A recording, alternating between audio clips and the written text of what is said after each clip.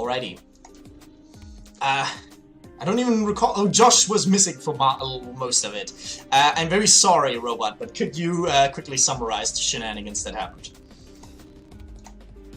Okay.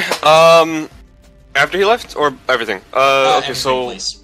Okay, so Erendite forged a dagger. I don't remember why. Izzy would probably be able to fill that in. Reward for one of the people that helped him with the whole Castellani 11-hand business. Okay, right. And then there was a little bit of... Some people rested, like Pongho scoured his pattern and then rested, or Nestor rested. Then Pongho did a little bit of research and learned about the Reality Stalker's legacy. Erendite went to meditate. And then I think after that we... Nestor failed to do the liquor license application. Yeah. Pongho failed to find a place to put the bar. Yeah.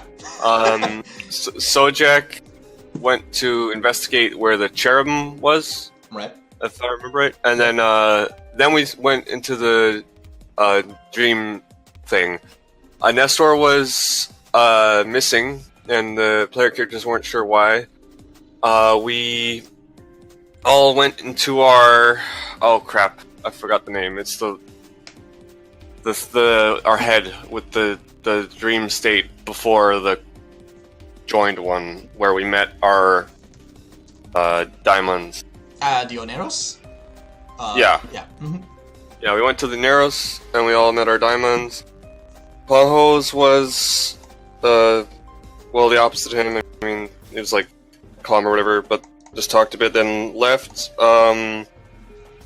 Sojak was like an old man wizard sort of thing. Right. And then we all I met appreciate, up. but you don't have to go into that much detail. Okay.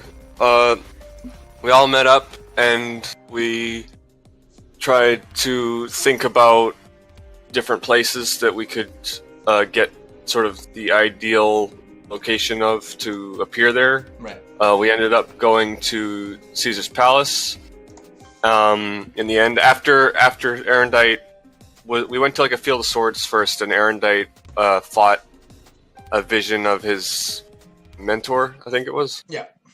Yeah, and then we went to Caesar's Palace after that. Erendite gambled a bit, and then we appeared in a larger casino, which was where we wanted to be, in the joined area. It was the other name, I forget. Timanos. That was called Timanos, yeah. And then we... what did we do next? You headed out, Erendite following his strange we went to... Right, okay, there's a blank in my head between there and the desert. So yeah, there was a strange pull from Erendite. We headed out and followed him and all that, and then there was a big square, artificial-looking hole in the ground that we couldn't see down. We threw rocks and stuff, and we didn't hear them land. So then when Erendite made stairs, and we went down, and it was really dark, and we lost track of him, and we went back up the stairs because he made the stairs, and we didn't want the stairs to disappear while we were down in the hole. Right. But then Erendite talked to what turned out to be an abyssal entity, and it offered him a deal, and he said he'd think about it, and then he went up the stairs and told us about it, so now he's probably not going to do it because we know about it. It's not wrong. And that's pretty much it, yeah. Thank you. Yeah, sure. Gonna get a beat for that. Cool. Okay. Right. Which reminds me, Josh. Yes. Have you done your die roll for the soul shock condition yet? No, I haven't. What do I need to roll for that? Your total remaining willpower points. As in willpower I have to spend, or Yeah. maximum willpower? No. The willpower points you would still have left to spend. Okay, so just one. Yep. And you lose it. Ouch. Yeah. I put the number down. It's one of the standard ones. It's gonna be a bit of a bitch, but gonna have to deal with it. Hey, but beats. Beats are good. Have it down.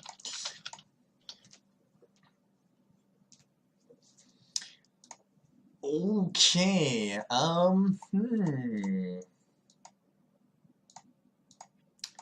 Give me just a moment.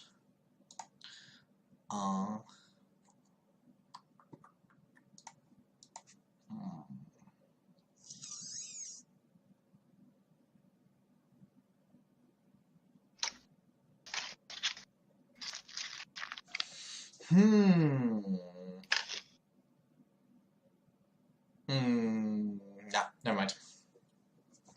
So, unless Phuong Ho objects, because he's currently the only one present and ready, I guess the Cabal would have headed back to the waking world, as it were. Well, yeah, I guess that's the kind of thing. It's sort of an astral journey for Erendite, and Izzy's not here, so... Yeah, that being said, though, if you have something you want to check out in the Temenos, that wouldn't take too long. I mean, even if it would take too long, that's too bad for Izzy, then. Yeah. You can go ahead and do that. Oh, no, I think Phuong Ho will be worried about Nestor and he'd want to go back. That is fair.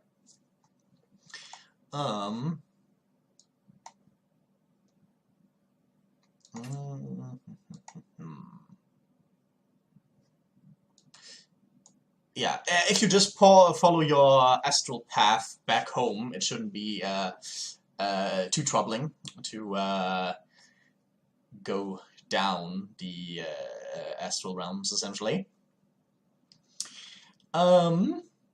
Which brings us to Nestor, who was unfortunately awoken much earlier and very well, clearly shaken and confused. After some checkup, it would become immediately obvious that the others are still doing their astral sojourn. What would the shaken Nestor get up to? Probably giving up and going to go rest, given how how shitty things would. Yeah, that's fair. Actually, do remind me, before you started, what kind of... it was in the afternoon, right? That's what I remember. I honestly don't remember. Yeah. Robot, can you remember what time it was? Well, not on the dot, of course, but what time of the day? When we did this? Yeah. When you descended, as it were, or ascended, I guess. It was in the afternoon, wasn't it? I think it was, because I remember, I think we ate breakfast or something. Right. Or, no, that was the... Or yeah. And then we did the searching and stuff. Mm-hmm. So it was either late afternoon or later than that. I think it was late afternoon, though. Okay, yeah. Right, and Erendite was even waiting for Sojak to come back from him investigating the place where you found the cherubim. Yeah. Yeah, this makes sense. Which would mean that you find yourself now...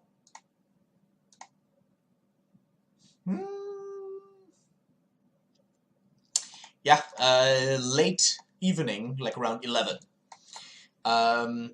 Obviously, there's some serious dilation. It is very hard to directly compare this time you spent in the astral versus the one that the time that actually passed. But anyway, checking dates and clocks will reveal that it is in fact around 11.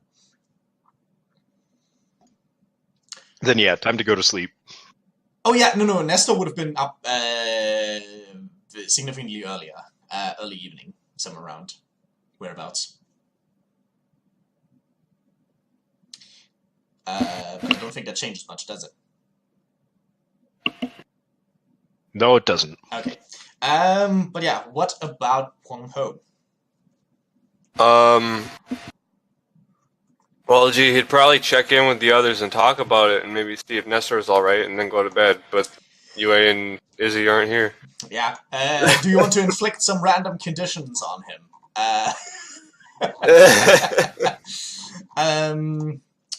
Yeah.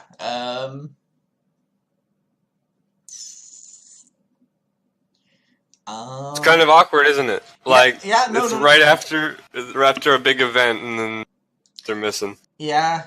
I was actually considering having you run into something in the Temenos before heading out, just to kill some time and maybe give you an arcade beat or something. But I was seriously hoping that at this point, UA at least would be back, because that would match his timing. Yeah. So that's kind of unfortunate.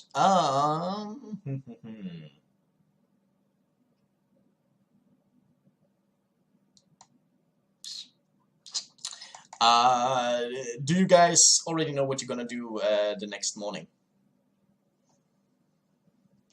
Not really. Oh. Is it a work day yet? Yes, it would be. Nestor would just go about his normal course of action, just making sure to get lots of rest. Right. Makes sense. What is a normal course of action for Nestor? Go into the office, do IRS things. Right. Fair enough. How does Pong Ho feel about what has transpired? Well, he was worried about the abyssal entity when he heard about it, but Arendite seems to have not done anything dumb, so he's fine. As for the astral journey, it was eye-opening, right, to say the least. He realized he's got some interest in that sort of stuff, and wants to check out more, but probably not alone. It worked pretty well as a group, and seems like it could be dangerous without backup. Yeah, possibly.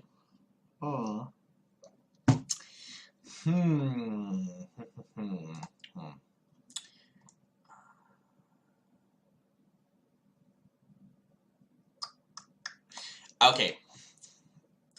We have to fast forward a bit, and then we have to rewind. I am very sorry. Would it be too much to assume that Pong Ho is going to tackle the shadow exploration tomorrow? No, that could be done, yeah. Okay. So that's what we're gonna do. You probably need to cast some spells first. In fact, you have to. Though I was sort of thinking... maybe go talk to Uriel about legacies and stuff. That might be safer. Fair enough. Yeah. Okay. I'm not gonna, play the good night music, because we're still going to have to see what's up with the other two. But yeah, the conversation with Uriel definitely checks out.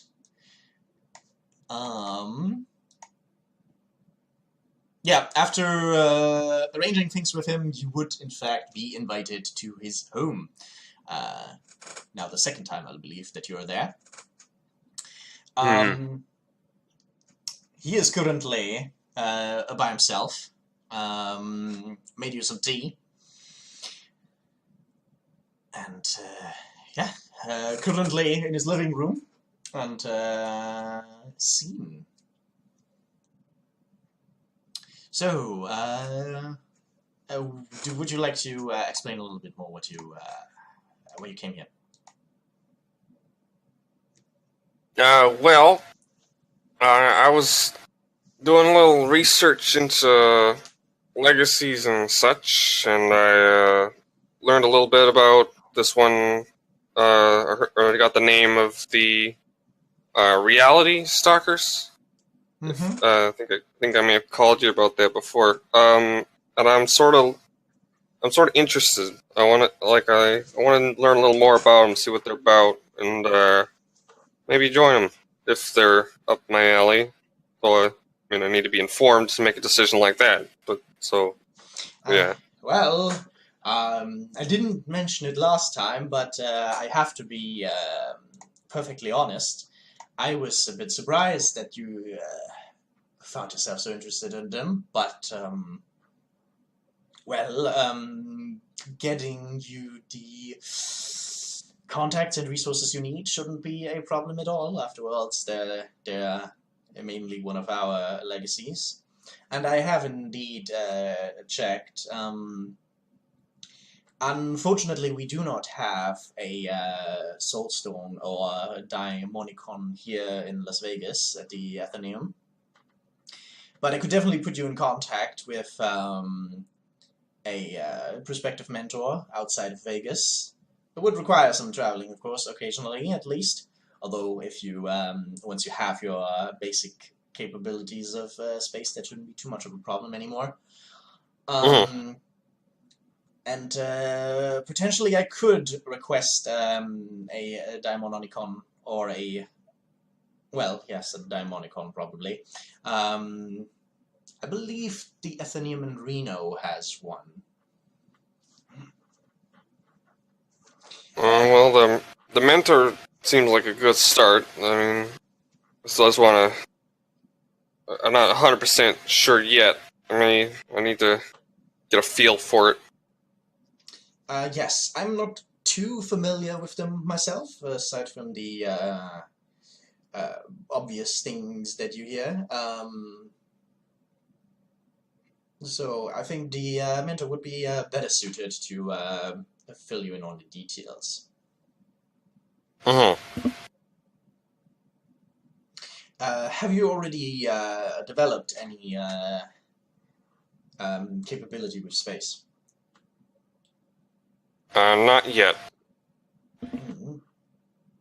Well, I suppose he could help you with, or she. I will have to see who I can reach and who's willing. I should be able to help you there. Aside from that, we of course have plenty of Mastigos here in Vegas, so we should be able to help you with that. I'm not aware of too many noteworthy spatial mysteries here, but maybe someone else knows. I could look into it. Well, okay. Yeah, I guess this is a pretty good start. Thank you so much. Just a moment. I was wondering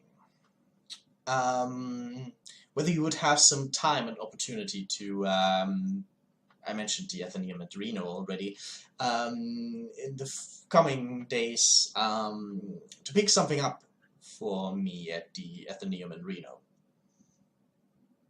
Yeah, I should be able to do that. If my Cabal mates aren't getting themselves in trouble again, I can probably do it with no problem.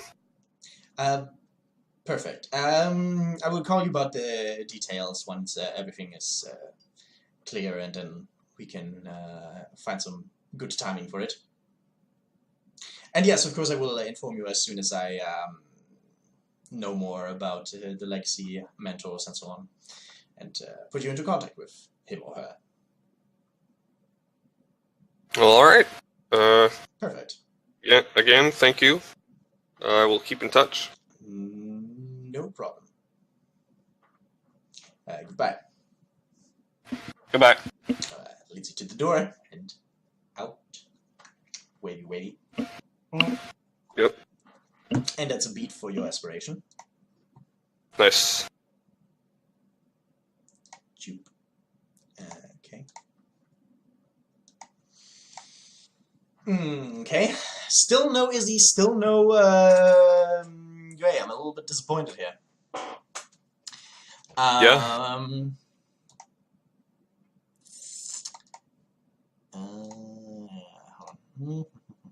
Trying to wonder how much we can stretch it out without them. Yeah, exactly. The thing is also, plot was supposed to actually start today. Yeah. It's kind of tricky right now. I mean, I could just play with you guys, but then we kind of have to rewind, unless I...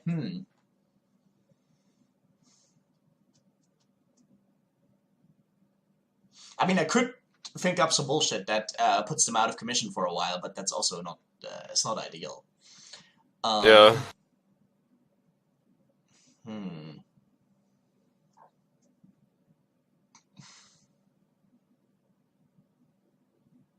Luckily, I do have some contingencies. That day, when Nestor is on the way to work, yeah, he's just currently stopping at a red light, of course. Major crossroads, crossroads on the way to work.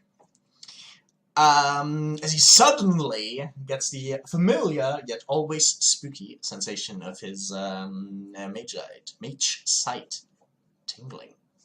Mage senses. He would find somewhere to park and go out and investigate. Oh, also, did I regain 1 willpower from resting? Yes. The only reason I didn't mention that is because I wanted to do that for everyone once we're here, but yeah, you get 1 willpower. Okay. Yeah.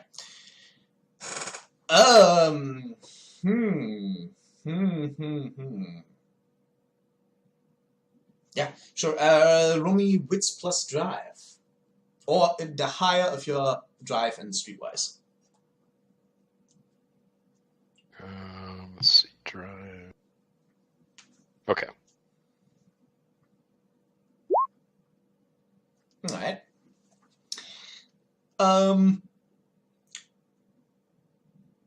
Yeah, you do find some, despite Las Vegas, of course, not being particularly accommodating with parking opportunities at the best of times, you do find something reasonably quickly before you return to the place. What do you do now? Try and find whatever it is that triggered the mage sight.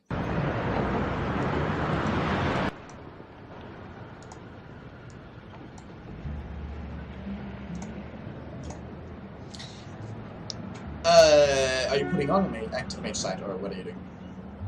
What does it cost to put on mage sight again? Just active nothing. If it's Okay. slow ruling stuff. Then yeah, put on fate mage sight. Oh, okay.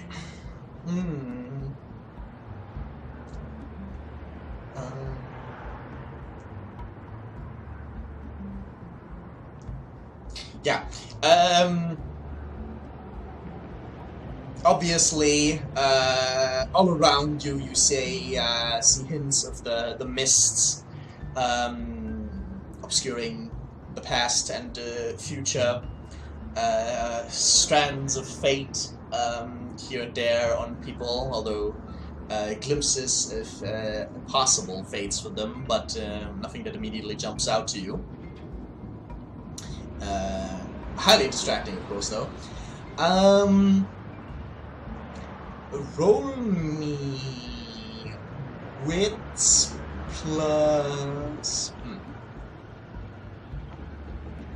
Hello, friends. Hello. Gnosis plus wits -2.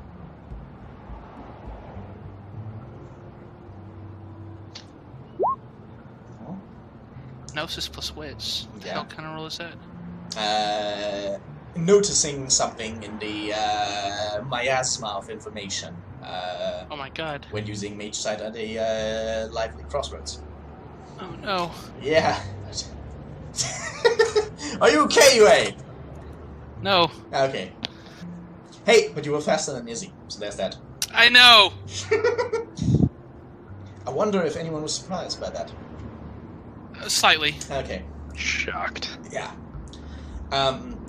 Okay, you notice how it seems to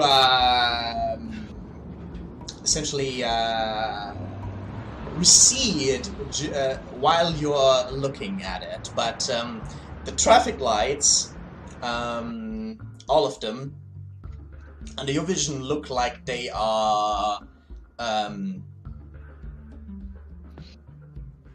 essentially wrapped in, not wrapped, but thorny vines are snaking around them. At points. Does it look the same way as? Weren't you describing before someone is being like having thorny vines or something? I don't think that's the first time that I've used the thorny vines. No. Right. But occasionally they're dripping blood. But right now under your vision, they essentially seem are curling back or retreating. Whatever is going on, it seems to be passing or has already passed, and this is just the after glow of it.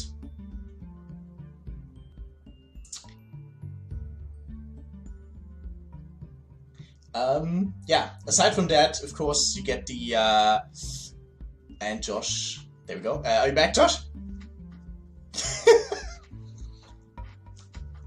I think he has problems with mic again. And he's typing.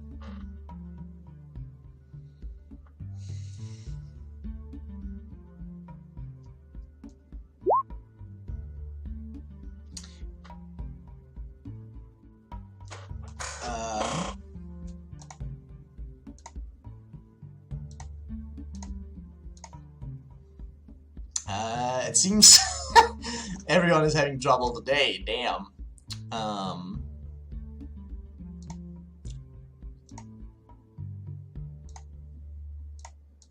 Let's see.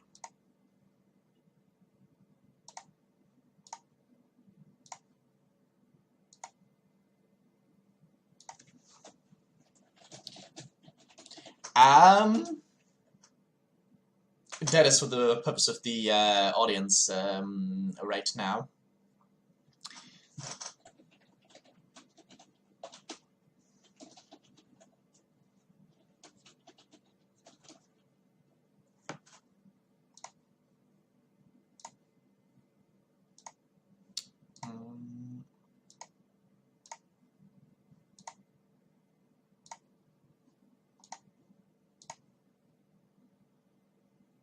Okay.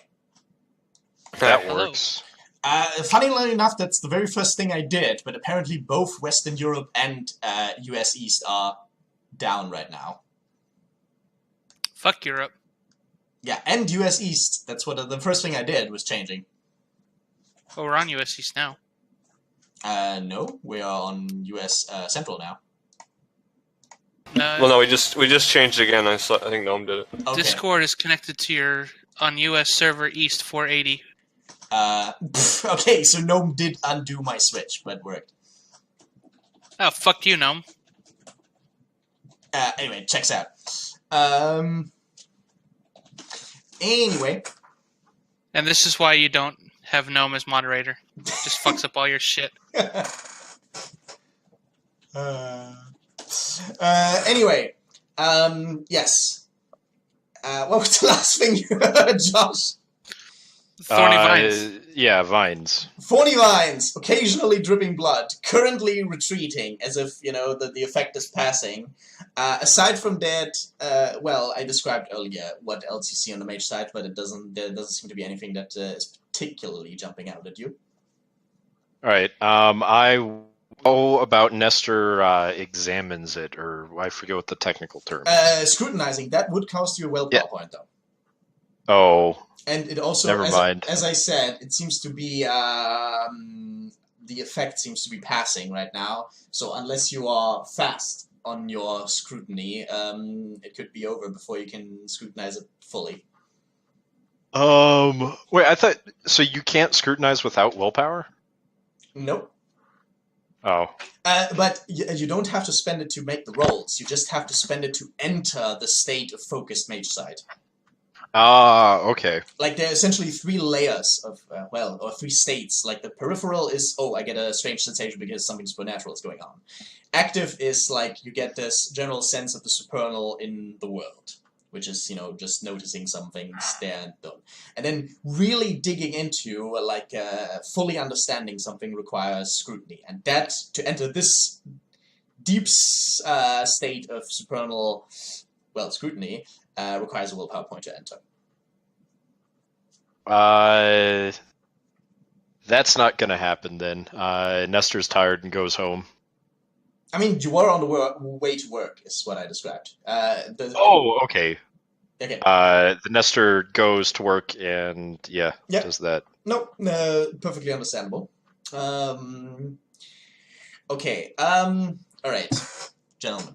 The way we're going to do is, we're going to have, I hate it, but we're going to have a 5-minute break. And if Izzy's still not back then, we're just going to continue without him, and I will just, make assumptions about what Erudite is doing. Okay. Alright. Time for the intermission music! Very early this time. This session is going well.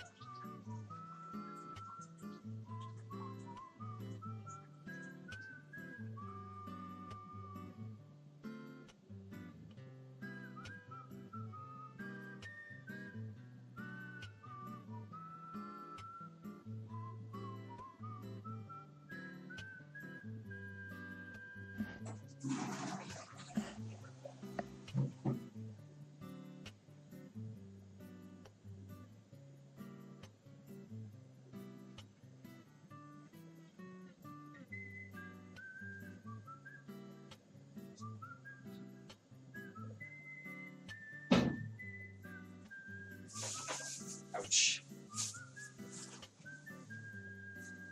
Got it.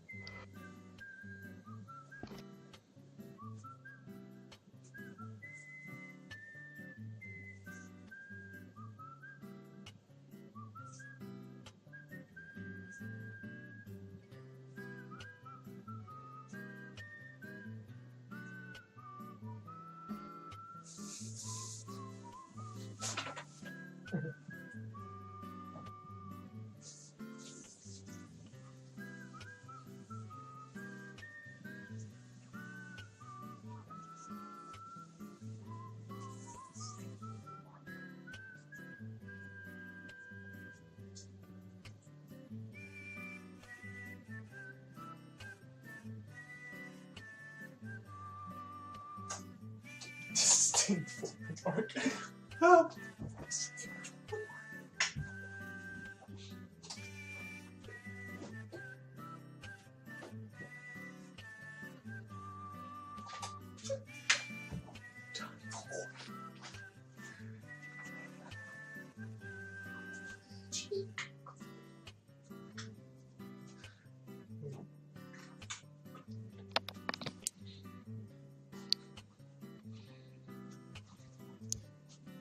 What'd I miss? Some intermission music. Shit.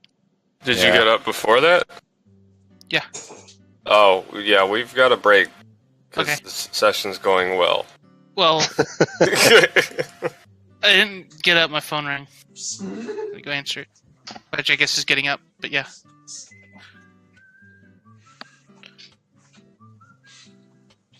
Saibot wanted to do plot and... Izzy's not here, and I wasn't here, and Yeah, and then you... Yeah. I'm here now, though. It was Izzy's awkward, not- it was really awkward at the start, because he's like, what does Pong Ho do? And I'm like, well, the other 2 players he was on a journey with are AFK.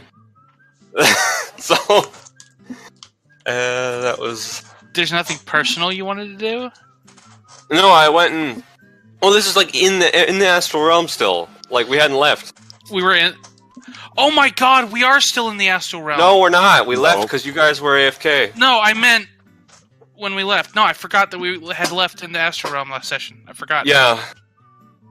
So we left and I did nothing to the other player characters, and then I went to see Uriel about my legacy and got a beat. Okay. But yeah, it's... Oh. Kind of a bad place to people be missing. Yeah. Yep. Oh well.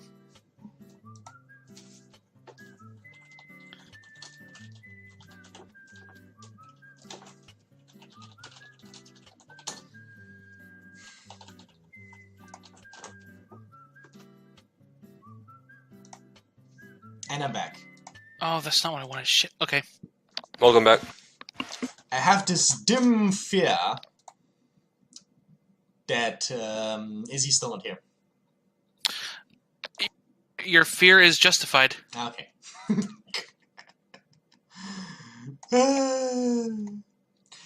Okay, we're going to go back to an old tradition. If any decisions need to be made, Izzy is a democracy. Okay. Well, where did he go? He was in the club room earlier, right? Like, what happened? I think he had to get something? Didn't he say that? Yeah, he was going to the store or something.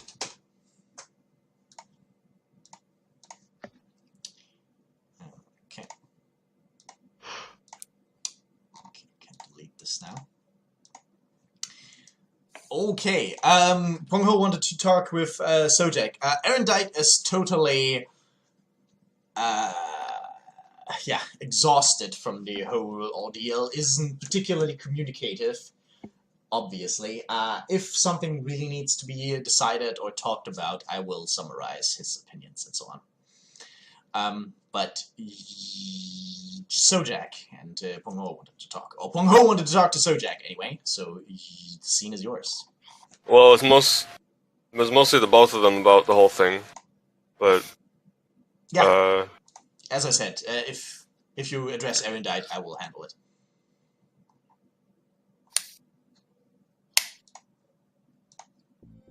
So, scene. Right.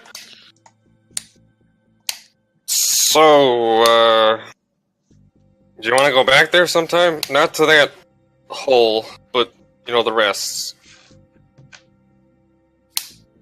The whole, like, the astral realms in general, or? Yeah, like, soon. Not, like, I thought it was pretty cool.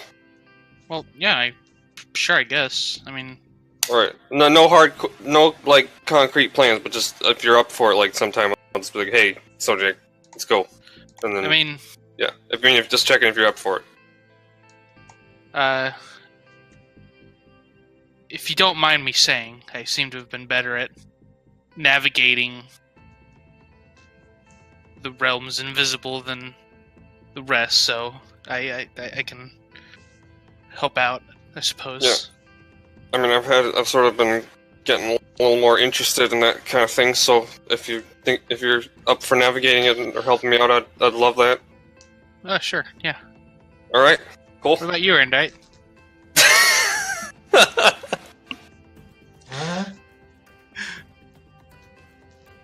He's a bit out of it. Clearly distracted. Understandable. He didn't have enough swords involved to interest him, I guess.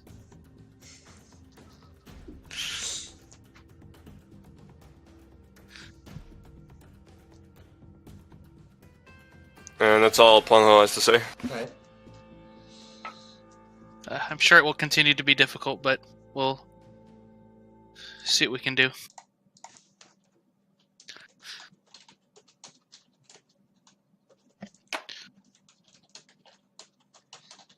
Okay. Then we're going here.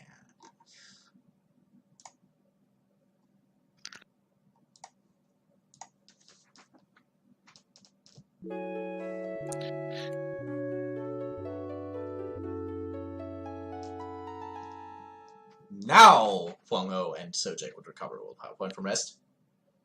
All right. I have a point of lethal damage that I don't remember if it's resistant. How long does that take to go away? 2 days. Do you know when you got it? At least 2 days ago. Okay. It would have most likely been from the murder spirit.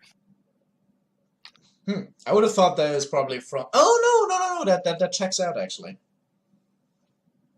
Or it might have been a scout, but anyway, yeah, it would be gone. No, I typically don't scour. Fair enough. No, I had the mana locked, and then because you told me I needed mana in order for the thing, and so I had to scour in order for the cherubim thing to work. Right. That's still... Which is also 2 days ago. Right. So... And I scoured 1 day ago, I think. Right. Yeah, that makes sense. Okay, full up on health then. Good. Feeling great. Okay, so fairly early in the morning, Huang-O would head out to Uriel. Nestor's on the way to work. What's up with Nestor? On his way to work, like Didn't you said. you say Oh. yeah? Can you tell I'm not quite on top performance today? I meant Sojak. None of us are. Yeah. Sojak is going to prepare for another ley line excursion. Okay. What kind of preparations are you running? Making sure he's getting ready to go. So with the right clothes, making sure he has water and food and Right.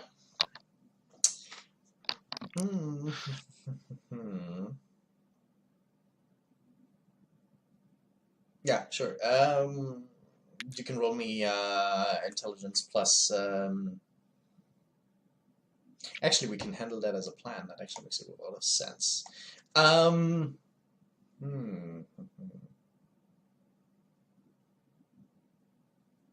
No, actually, that's better this way.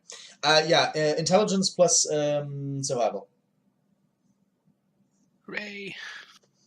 3, 4, 5, 6 from desert. I still have no 10 again. I need to fix that. That's what I should be doing. 6.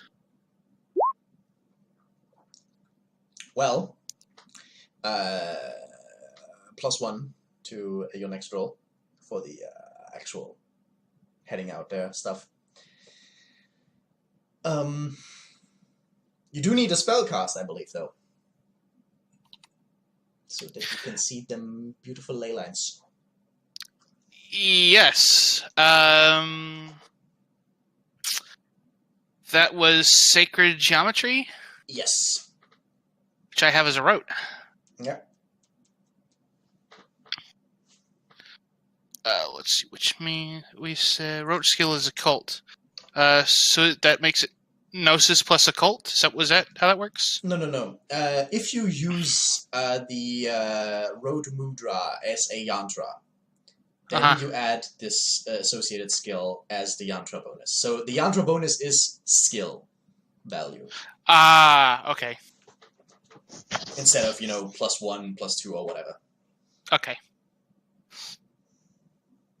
Right. So advanced duration, instant casting, me. So I don't need that. I don't need potency.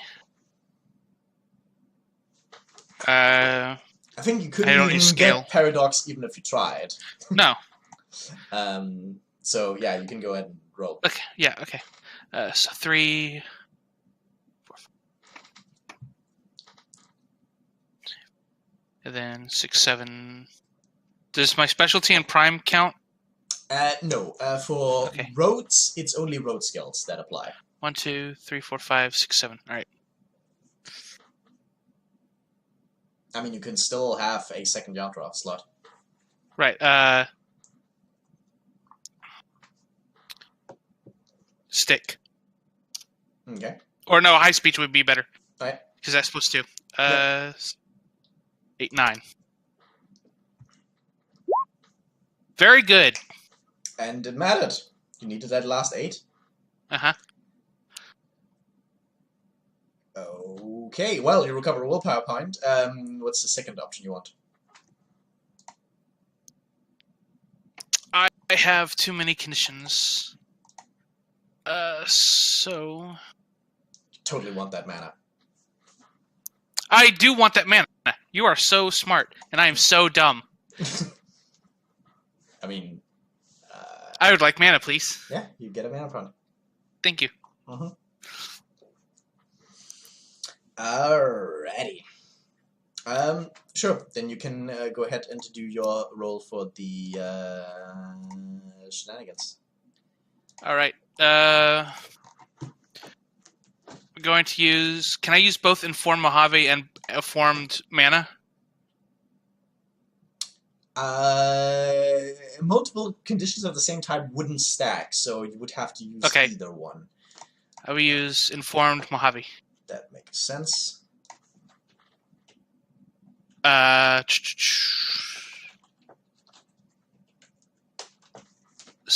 gives a +2? No, it means that exceptional success on 3, I believe. Okay. What was it? Yeah, if you fail, you get at least a single success. If you succeed... Oh, no! If you fail, you still succeed with 1 success. If you succeed, it's automatically an exceptional success. Okay. And then what did Inspired do? That's the one where it downgrades exceptional success to 3 successes, and you gain a willpower point. So using both Inspired Prime and Informed Mojave would be a waste? No, that would... well, okay. No. Yeah. It would be a waste insofar that you get the exceptional success either way, but you get the willpower point. I don't need the willpower point. However, well, maybe I can spend the willpower. Okay. Wasn't there a maximum number of, like, can't you only get a +6? +5 is the total bonus that you can... Well, again, that's for spellcasting. For mundane actions, yeah, +5 is usually where it tops out, but exceptions are possible. So... Because it was... A second, I only have Mullen Monitor right now. It kind of... Long-term activities, subject's obsession, wits plus occult. So wits plus occult is 1, 2, 3, 4, 5, 6. And then Mojave Map is +3. Mm-hmm. Research is 4. The other +1 is 5. Mm-hmm. Okay, so that is 5. Mm-hmm. Cool. 6 plus 5 is 11. This should be good. Oh, and then I can split... Okay, so that's why I was going to ask for willpower. Willpower adds +3, but does it top out at 5? No, you would still get it. 5. Okay, so... The +5 tops out 11, is 12, usually 13, for 14. one category of modifier. Ah, that makes sense. 12, 13, 14. Okay. This should be good. Mm-hmm. This is 14 dice coming. Alright. That's not bad. So did you spend the conditions? I'm not sure if... Yeah, I was spending... Shit, I lost it. Inform... At least Inform Mojave. Okay. That's bait. God damn it. Excel. Stop being a bitch. Yeah. Yeah. And that's automatically an exceptional success. So you can either add the number of successes equal to your rating in occult, or get some other funky side benefit that I will determine in the moment, if you pick it. Right now, 11 successes. this is your 4th roll, and you are at 15 out of 20 successes right now. Right. So I could put that up to 18. Yep. Yeah, I'll make it 18 successes. That's good. Alright. Which also means a major step towards your obsession. It's an arcane beat and a point of mana. Hooray! Hooray!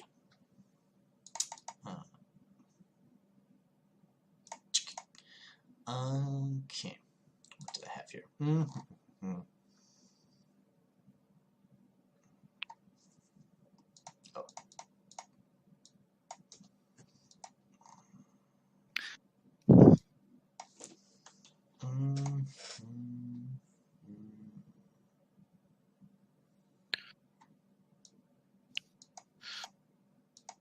Actually, it's gonna be it next time. Yeah, I'm gonna make a node. For some. So I had a lot of bonuses stacked up. How is the Silver Ladder map the only one that sticks around? Yeah. Okay. Yeah. One thing you did notice is that, in fact,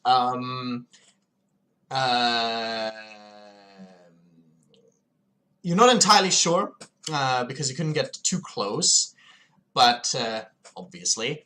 But at least 2 ley lines seem to be intersecting at Area 51, or very close to it. Of course, you had to be very careful about navigating the general area. Yeah. Doing some, of course, traveling for one thing, and just putting 2 and 2 together. You're almost finished with your ley line, and your map, and it feels fairly complete. The only thing left now is to check out Big Springs, in fact, which is the last remaining blind spot. Although you can already tell that a lot of ley lines seem to be converging there. You have heard some various spooky stories about what could be going on at Big Springs, though. But yeah, that's about the only empty spot left at this point. Cool. I'm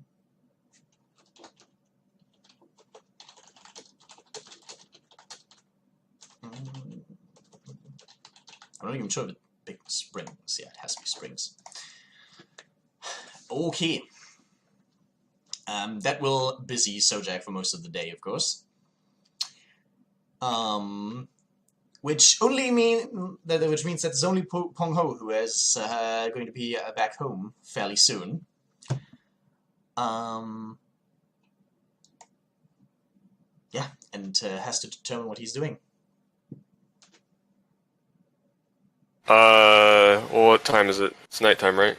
Or No. I mean, visiting Uriel shouldn't have taken too long, so okay. It's like around noon right now. Okay. Well, since everyone's gone, he may as well, or I think he'd probably just do what, or further the thing he had started, which would be, maybe just look up, like, what quicker routes would be to the place Uriel wanted to go, like, fast, like, or probably straightforward, but I guess this would...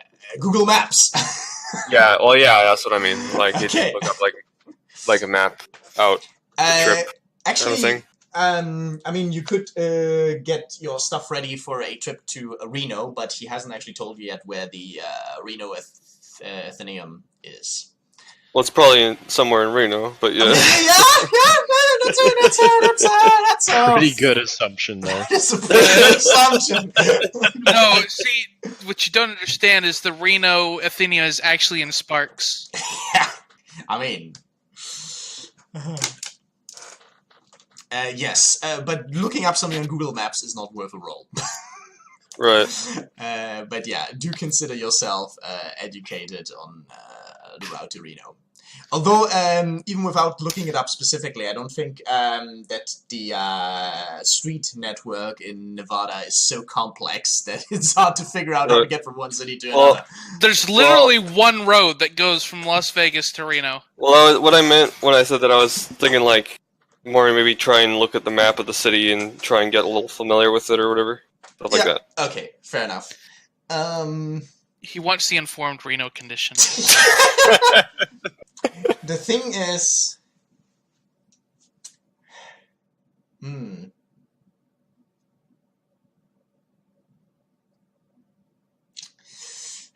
I gotta shoot this one down, unfortunately. There's not going to be too much where this would meaningfully impact the game. Okay. Okay, but if for some reason some stuff happens where it would retroactively become meaningful, I would allow you to retroactively make the roll to see if you would have been informed Reno. Okay.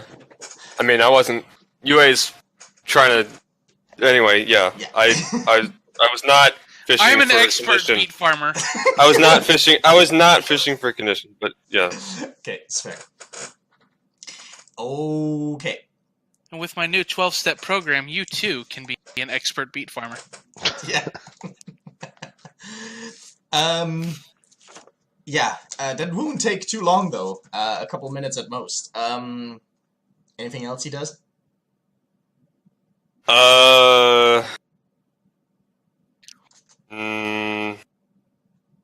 Maybe research in the library more about the realms invisible, like the shadow, and a little more about it. I mean, he could just go there, but I feel like he should be prepared first. Okay, so the shadow where? What? No, The just Shadow Realm. Just in general, like The just realm's to invisible. Just refresh himself on everything to get ready for exploring it. Okay. He doesn't want to go in alone. It's not safe.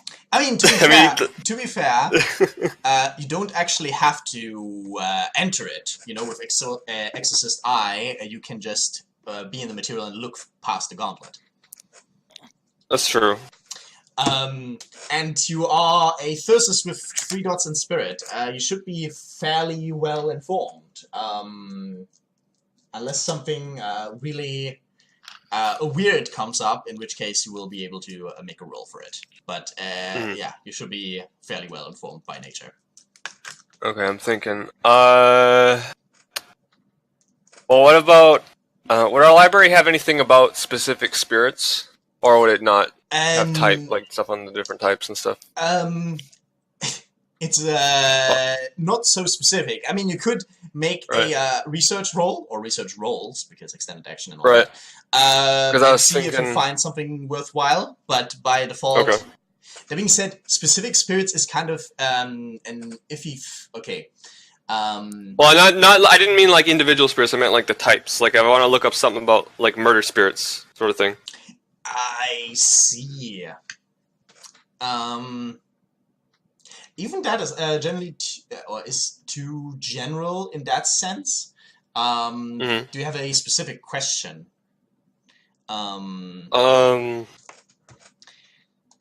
That being said, I just forgot what it is, but there is actually a benchmark they give you based on rank, how difficult it generally should be to research the ban and bane of a specific entity, though.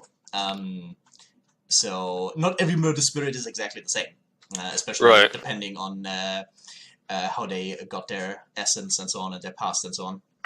Didn't we already know the ban and bane, though? Yeah, we did. It was he just like no spirit on it. Yeah, it was like tears of someone who'd lost something or a person or something like that. To violence, right? Exactly. Yeah.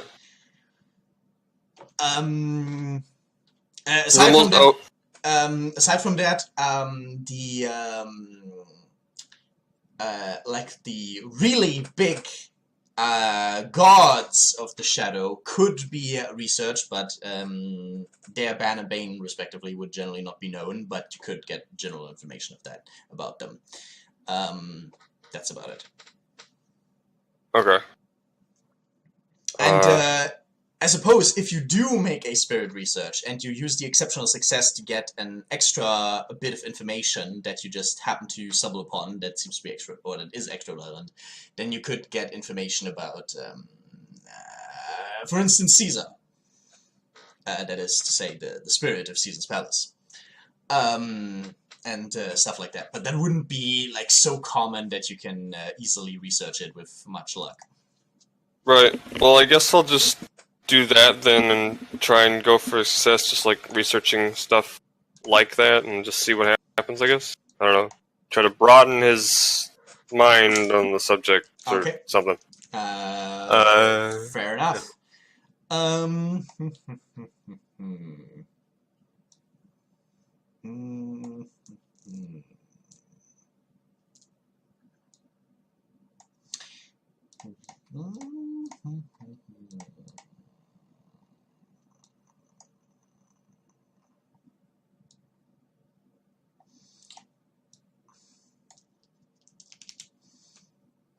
Yeah, we're going to do it slightly differently, though. Okay. We're going to do it as a single roll, and you determine what kind of general bonus you want for researching, perceiving, and so on the shadow in the near future. And that will determine the penalty on your roll. The library applies regardless, though. Yeah. Instead of an extended research roll. So I'm deciding what kind of bonus I'm going for? Yes. I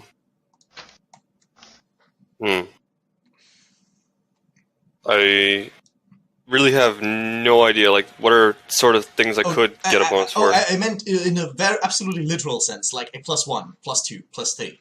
If you have any other benefits in mind, I can give a cost to those as well, but right now I was talking literally about +1, +2, +3, whatever. Oh, to like a stat or something? Yeah. Yes.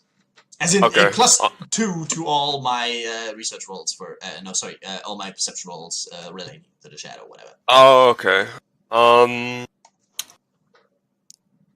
Let's see.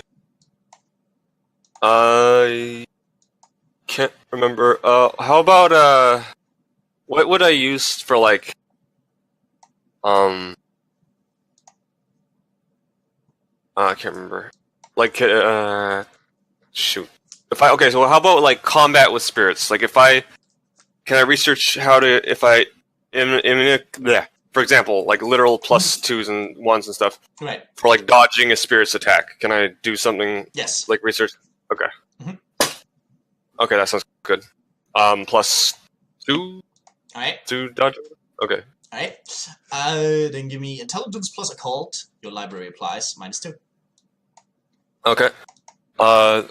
Library applies. So do I add the library dots too? Correct. Or okay. We have a big library for a reason. Yeah. Okay. I will use the willpower on this, which brings it to 10. Wow. And it didn't even matter.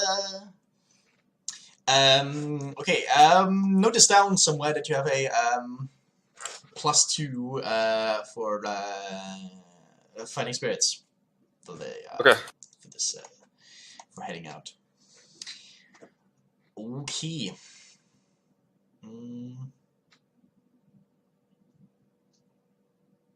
And afterwards you're heading out, I take it? What? To get to know the shadow around the sanctum. Oh yeah, he'll just wander around with Exorcist Eye for now. Right. Yeah. I mean, even if he doesn't bring anyone in, having people in the sanctum would probably be better. So he's just gonna chill?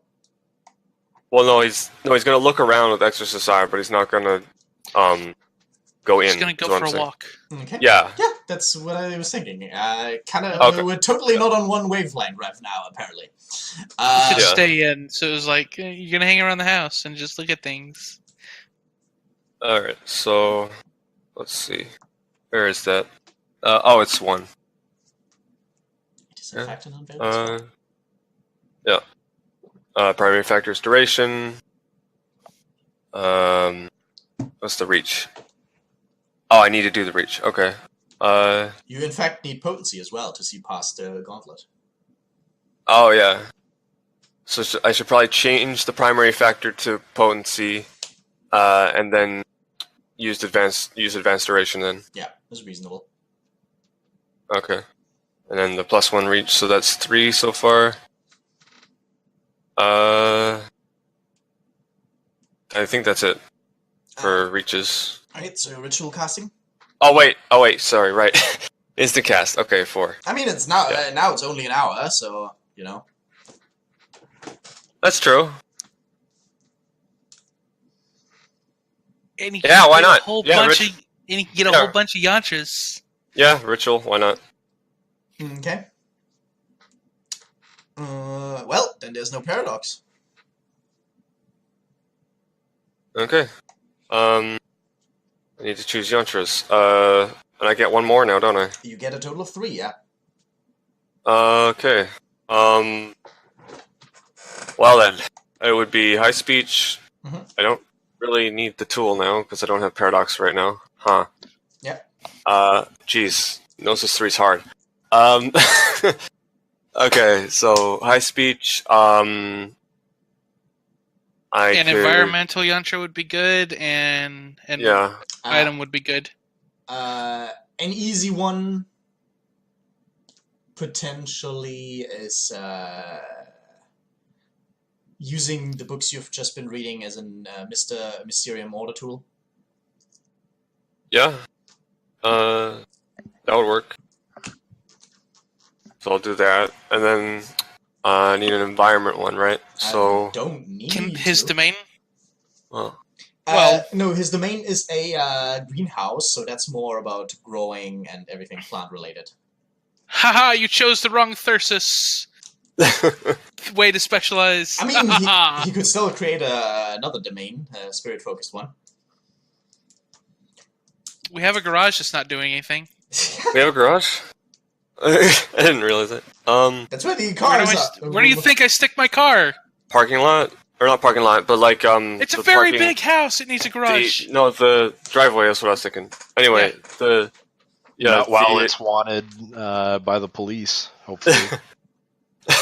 That's been resolved. Yeah. Yeah, I can't think of another one. My tool wouldn't really do anything for this. You don't have it as a rogue, do you? No, I don't.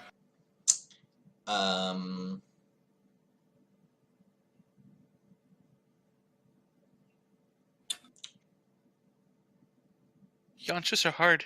Well, I mean, if I can't think of one, I don't need to use one, right? Like, it's just gonna take up time. Your tool would be a simple one, which would be washing your eyes. Yeah, I didn't think of that, but yeah, that could work. Right? A mirror if you're casting it on yourself. Right, but we're already at 3, so... Oh yeah, we already used a tool. Never mind. Okay. So, yes, he is going to wash his eyes from water from his thermos, while intoning the rest necessary incantations and the high speech, of course, and then reading on the lecture, focusing his mystagogue sharp So, mind. what does that all add then? Plus 2 from the for high speech. speech, and both tools are +1. each. Okay. It's great being mighty, isn't it? Yeah. And there's no paradox, you said, so I just roll now? Yep. Okay.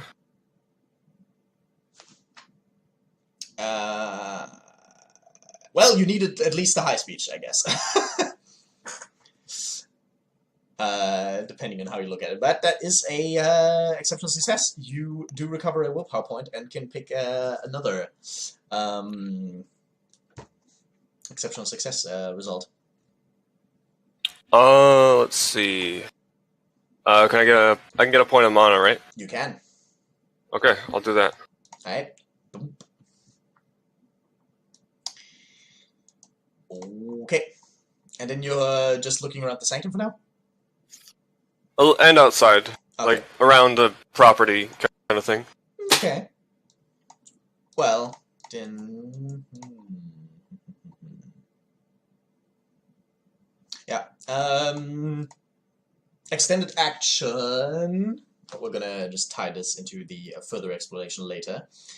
10 minutes per roll. And it is going to be... help for cult, so...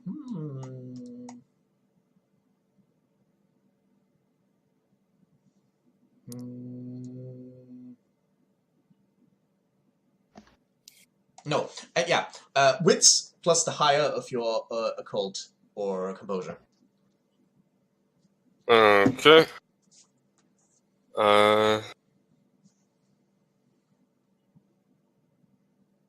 Okay. So, this. Aiming for 10. Okay, that's your first 2 of 10. Alright, so I just keep going and pass the time till I get to 10? This would be just the sanctum and the immediate surroundings, so it isn't the neighborhood yet. Or rather, right. You haven't gotten to the neighborhood yet. That would be the remaining successes. Okay. Well, as you would expect, they are the forge obviously has a minor spirit of forging, chillaxing there, which to you, yeah, essentially seems to like a very blurry form of a blacksmith, almost medieval looking, although as I said, very blurry. And yes, everyone in the house, for the most part, it's the spirits you would expect. Spirits of mostly modes, but yeah, of magic have been attracted, which are exceedingly ethereal and formless for the most part, just a blue, bluish-gray fog. Various emotion modes and vegetation modes outside in the garden. Here and there you still have like the ethereal remnants, you could say, of Horcus's chaos. Perhaps the only one that jumps out a little bit is, aside from the general emotion ones, is there's a mode right now of resentment, barely formed, but that's the emotional sense you get while looking at the mode. Yeah, that's about it for the sanctum. Okay. I gotta be right back real quick. Not a break, I'll be back almost instantly. Okay. Almost instantly. How long is that? Faster than Izzy. Well, I so installed at the some washing point machine today- and I was faster than Izzy, so... yeah. Yeah, like I said, what you're saying is at some point today.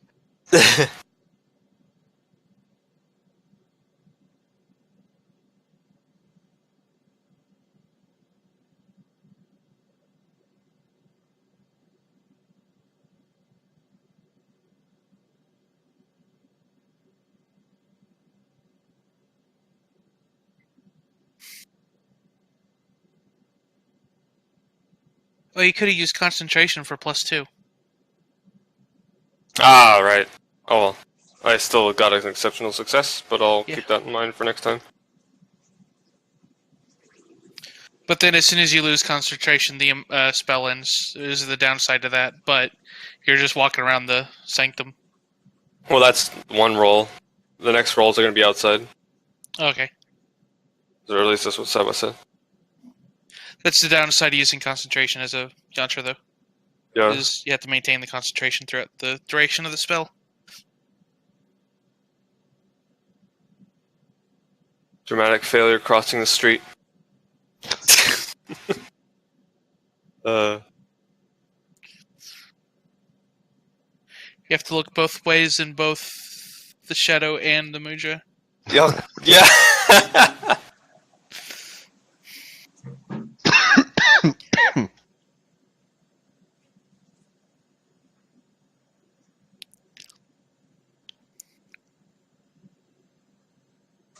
I wonder how we wound up with a moat of resentment. Yeah, I wonder.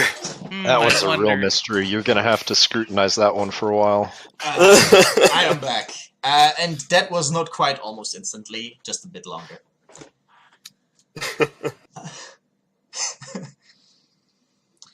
Okay, yeah, and he's going to chillax until one of the others returns. Oh, well, no, I'm miscommunication there. If he's just doing Exorcist Eye, he'll look around outside too. But I just meant like for as far as actually any journeys into the shadow, he's gonna wait for the others. Okay, then. But, yeah, the thing is, I never thought that was even a topic, when it was even an issue. Okay. That's what had me confused. Okay.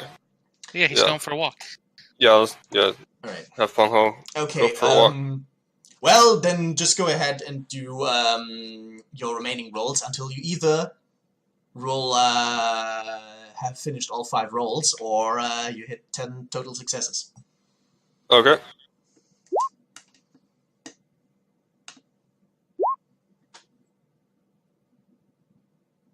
That's 5, 7, Or 8. This is actually getting close now.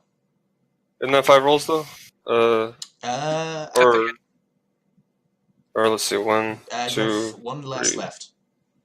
Okay. You can do it. I'm gonna willpower this one. See what happens. Still 0. There you go. Take that.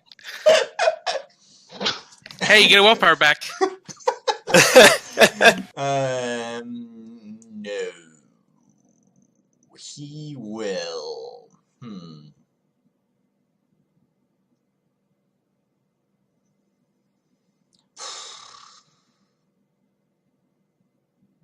I don't feel particularly creative today. You just get a beat. Okay. There. Okay, my Excel is really fucking weird today, alright? Wait. Okay.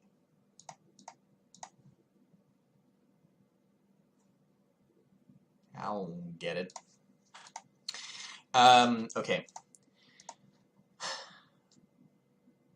Oh, shit! I actually, I screwed up. The potency of your Exorcist Eye was 3? I think so, yeah. Yeah, you would have actually hit a dead end as soon as you hit out of the Sanctum, but we're gonna ignore this for right now. Yes, the Gauntlet Strength within the Sanctum and immediate area around it is 3. But your investigation shows that outside it is 4, so under normal circumstances you wouldn't have actually been able to use Exorcist Eye at that potency anymore. Actually, never mind. You wouldn't have even been able to do it in the Sanctum, because 3 minus 3 is 0. So you couldn't have actually looked past the Gauntlet without raising your potency.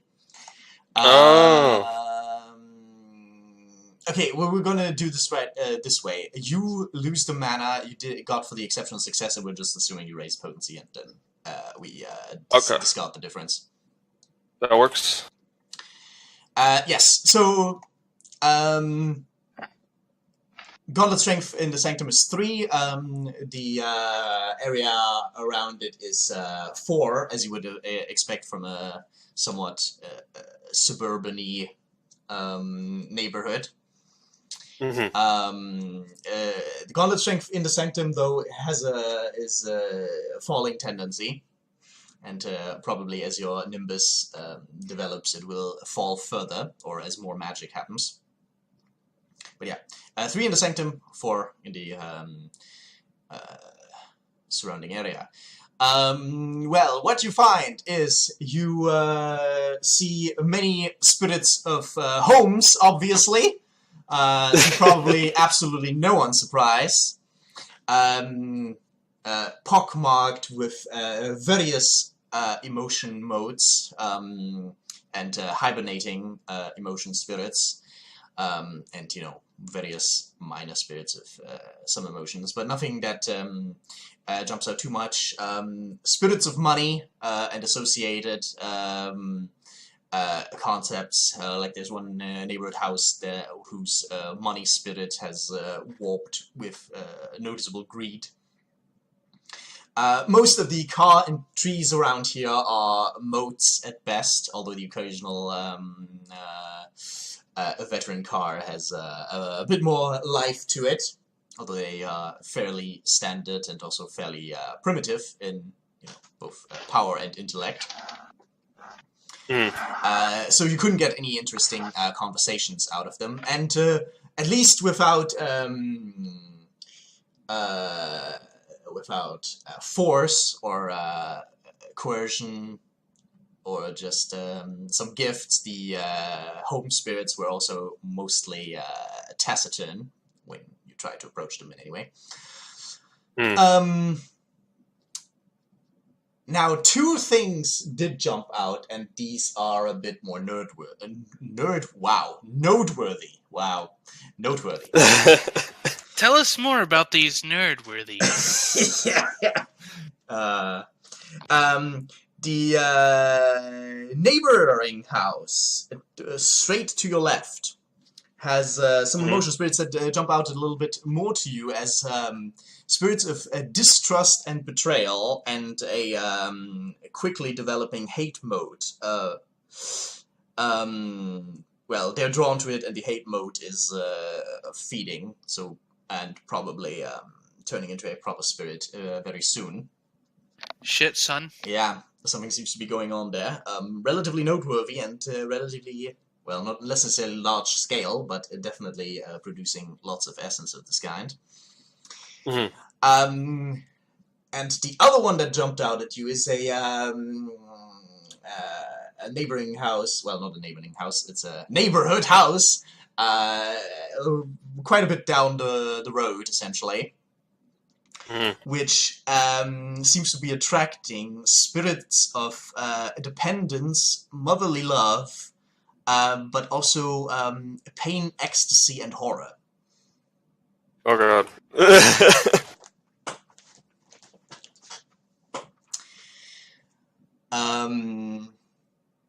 Yeah, and that is what, unless you have any specific questions, that's probably it, which fulfills your aspiration, and it's a beat. Nice. Nope, no questions, other than, weird question. Pongho might just sit around in the yard and just, like, look at the sky or whatever, the spirit, or the shadow sky or whatever, while he's waiting for everyone to come back after walking around. So, if he can do that? Yeah. I don't know. Okay. I don't know if it would look any different. Would it look different? What is it? Well, kinda. Well, we have already established that the shadow looks, of course, especially weird during the day. Although it would be late afternoon right now. One thing you do notice when concentrating on the sun is just how blazing it looks, like a literal fireball up ahead. And how it occasionally seems to rain minor spiritual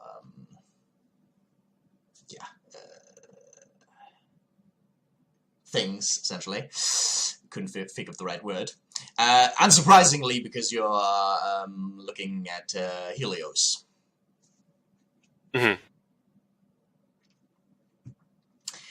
Sending down his Hellions. Yeah, and unsurprisingly, even to you, that would be an overbearing and powerful presence to look at very long. Seeing as Helios is a rank 8 spirit. But yeah. Okay, cool.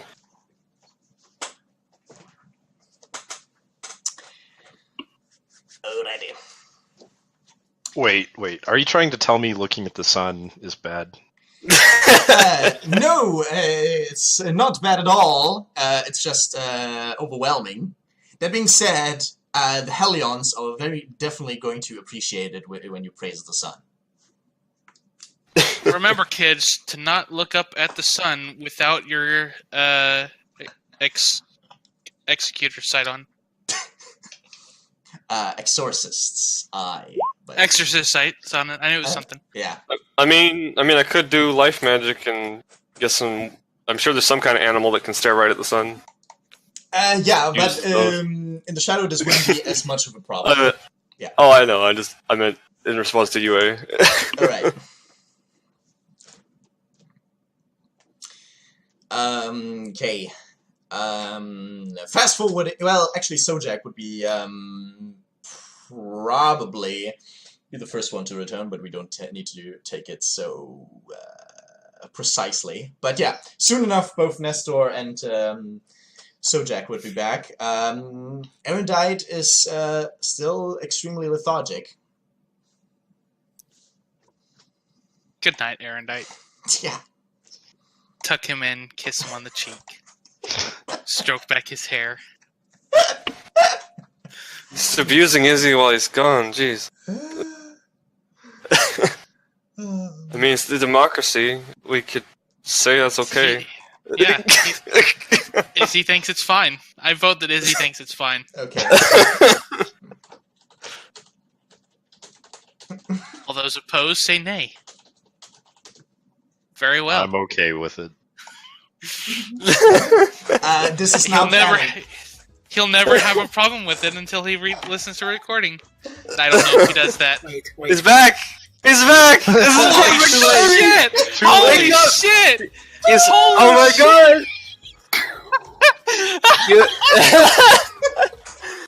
Well, UA is in trouble now!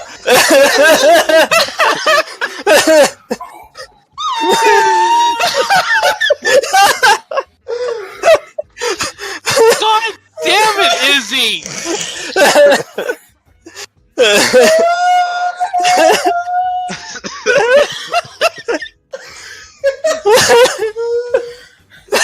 Impeccable. Yes! More than Sojak is putting you to bed. Okay. You're a very sleeping boy. How did this even happen? You were very lethargic. And quiet and listless, so I tucked you in. Is this where I should just wake up and just ruin everything? Yes! Oh, yes, that would be perfect! I have kissed Sleeping Beauty and now she awakens! Oh my god. Sojak, Yes, Erendite. why are you touching my hair? Why haven't you tucked me to bed? I thought it was the nice thing to do. Okay. You gotta wine and dine a nigga first. I deserve that. If I have taught you one thing, and it's clearly not prime magic at this point, it is at least sass. Well done. I learned from the best. Damn right. And then I leave.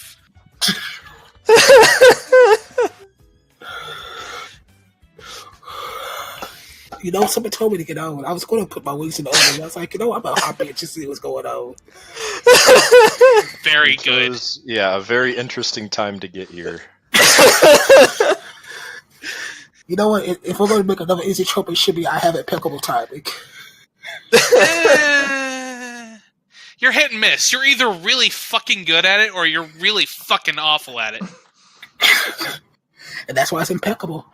Because it's just impeccable implies always good. So you have extreme timing. Yeah, I'll take that. So what have I missed besides getting tucked into bed? It's really the highlight. Pretty much. Like everything, it's all downhill from here. Good, just good. God damn it! I call back. That's where the mode of resentment is coming from. Let's say, is that some? Where am I hearing that music from? Oh, isn't that? It's the Sanctum theme. Okay, is it the Sanctum thing? Yeah. I don't know why it's the Sanctum theme, but there it is. Izzy picked it as a Sanctum theme. Oh, that one. I hear something different. Oh, then I can't help you. Did I forget to? No. I heard something like, dude. So I heard something like a battle thing. No, it was that. That's strange. I don't hear the battle theme. Maybe you're watching something else in your browser or something. I think he only heard like a small part of it, and so it sounded like a battle theme rather than maybe. Yeah, maybe. Well, I hear it now. I hear my theme. I hear the theme. Yeah.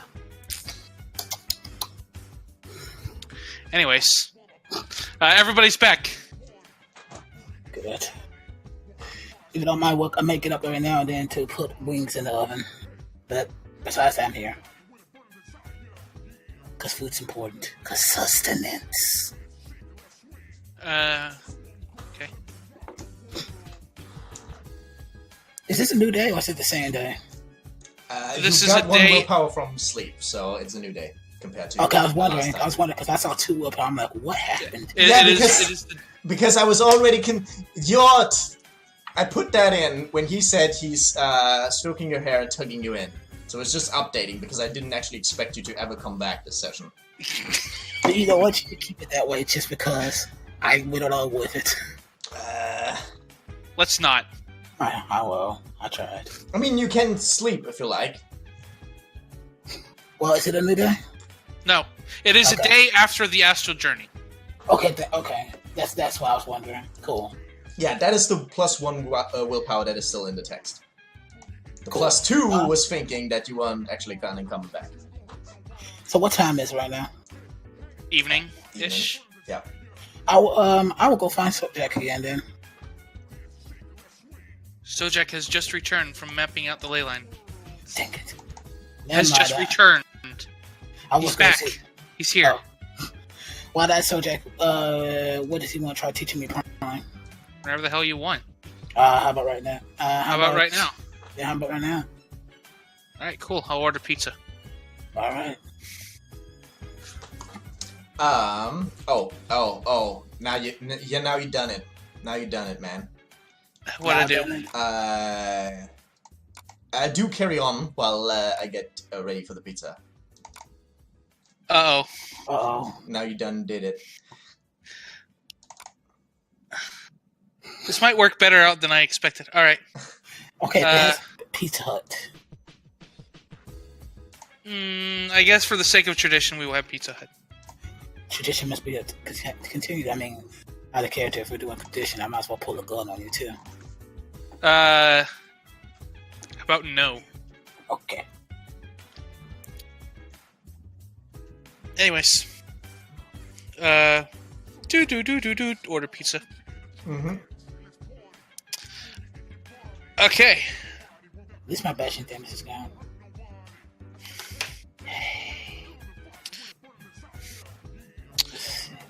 So, I'm going to need you to get your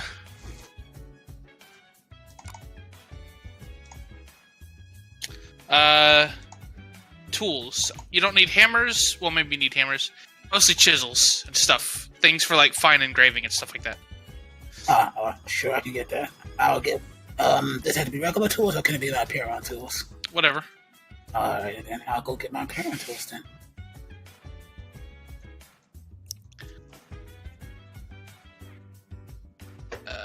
Then meet me at the car. Okay. The Rusty Krusty. Alright.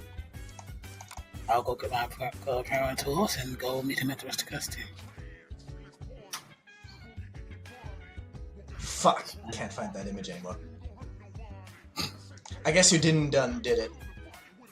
Didn't done did it? Didn't did it. Oh. Fuck your world.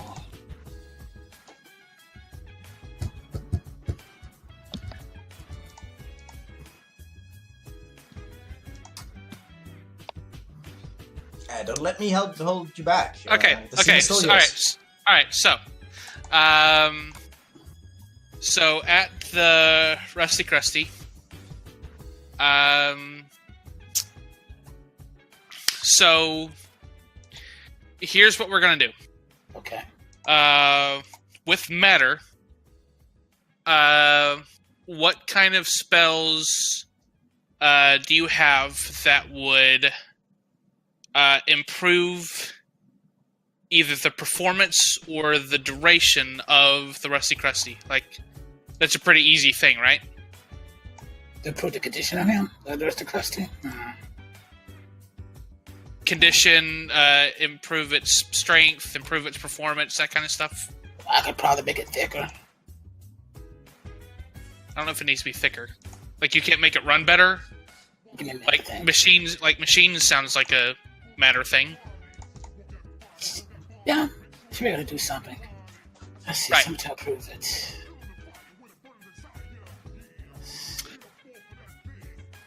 As I say, out of character as I am, looking for something to use. Would altering the conductivity do anything, Saibot? I mean... Conductivity, that makes it more electric, like prone to electrifying. Yeah. But it wouldn't improve it in any way. And most likely it's actually going to make it worse. Don't look at spells, look at practices. Reading, ruling, Yeah. yelling. Would a weaving or a ruling of matter improve the performance of a car? I would think so. I mean, if nothing else, find the balance or crucible on the car. Oh yeah, I could just find the balance on the car to make it get 8 again when you're driving, I guess. Right. So what we're gonna do is,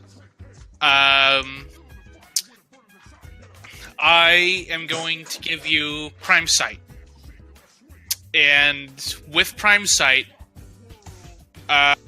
we are going to perform runic rituals on the car, matter rituals, to improve the car, and then you'll see how, like, you're doing what you've always been doing. You cast Crucible or Find the Balance or whatever the heck you do all the time. But now, as you're etching the runes, which are very supernal, you will see through Prime Sight how it actually affects everything. And this, as an exercise, as a ritual exercise, should give you the insight that you need in Prime to gain the understanding that you would need in order to hopefully become an initiate. We'll see. It's all about taking that first step forward. Okay, gotcha. Baby steps. Baby steps. Alrighty. See, how long would you like the spell to last? Irrelevant. It's about, we're not fixing the car, we're fixing you. Gotcha. I'll just, okay, I do however, I gotcha. Right. Alright. Time to do it as a prax. No, that's not I have to cast Prime Sight on you first. Okay, go ahead, cast Prime Sight. Also, you have to actually put the runes on it, too. Well, I thought runic rituals, that was part of the ritual, was adding the runes. Yeah, that's perfectly fine, yeah. Okay.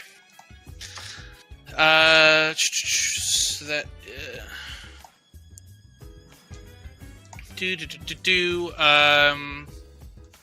Get my stick. Mm-hmm. Stick, high speech, yada yada yada.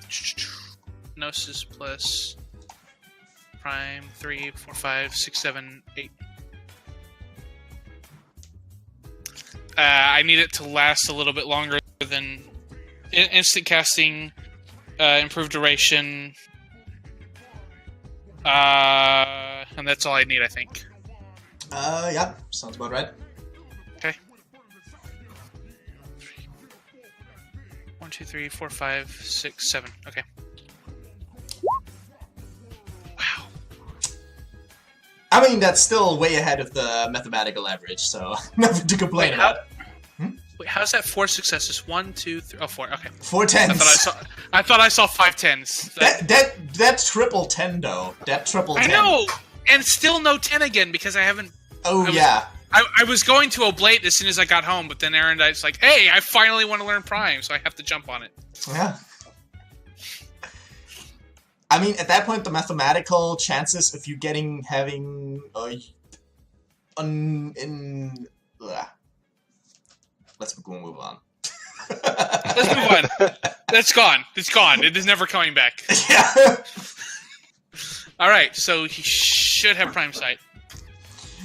Okay. So, well, very first thing you notice after Sojak's nimbus slowly recedes from you, and this overwhelming presence that he tends to exude whenever he casts,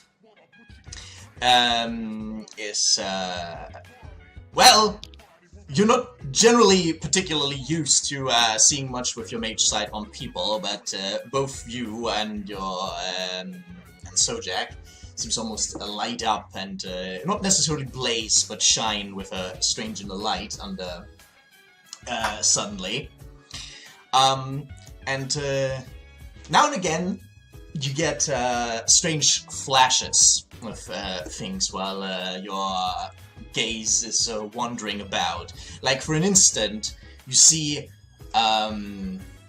what the Rusty Krusty might have been like, or could be like, if it was perfect. Like, under your sight, especially for Moros, it seems to be like, for an instant you can see the Rusty Krusty, how it could be if it was everything it could ever be.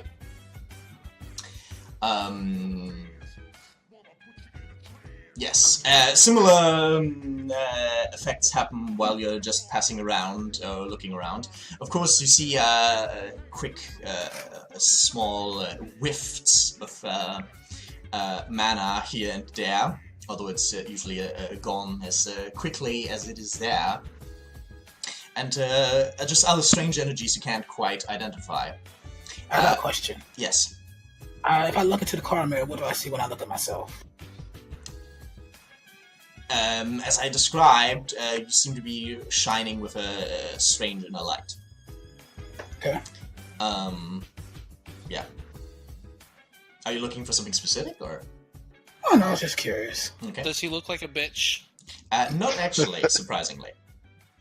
I was just wondering what it would look like, because, well, it makes sense, because... your hair is white, still. Okay. Clearly, white is the perfect color for you. Yep. Okay, I'll start. I guess I'll go ahead and start engraving the runes, right? Yes, make it a part of forming the imago as you perform the ritual. Okay. I'll go ahead and start doing that then. Sojak really fine with his car being roughed up like that. He's the Moros, so he should be fine at it. Yeah, I suppose. So yeah, anything he breaks, he can fix. Yeah, that's fair. So yes, getting to work, putting in runes of matter, of course, durability, ruling, of course, and various others. And yes, the essentially as you get to work, the runes almost seem to dance to life before your sight.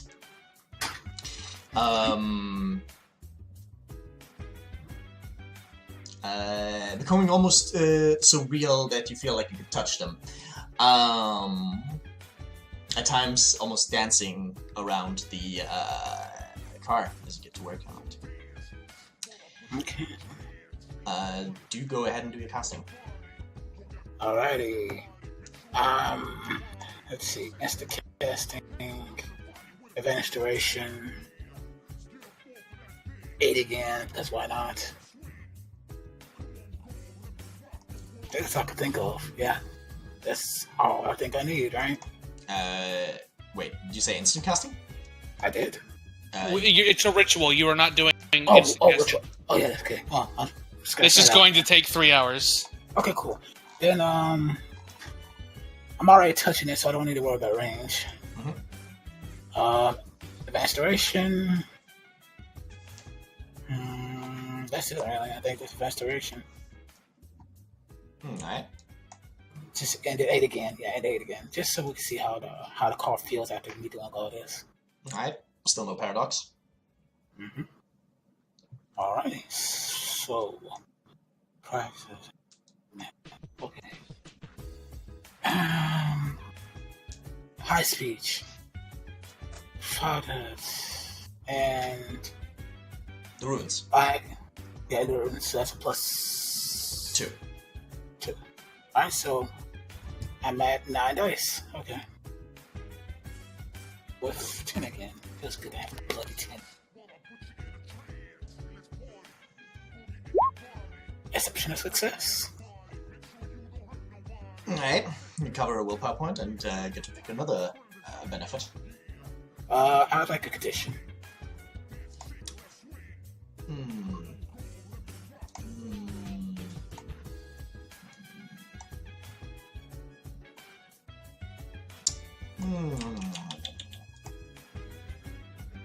Yeah, sure. Yeah, Inspired Prime. Makes the most sense. Inspired Prime. Okay.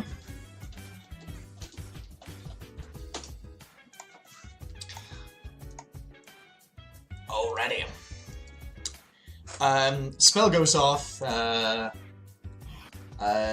room is quieted for a moment as Erudite's nimbus becomes overwhelming. And yes. To your side,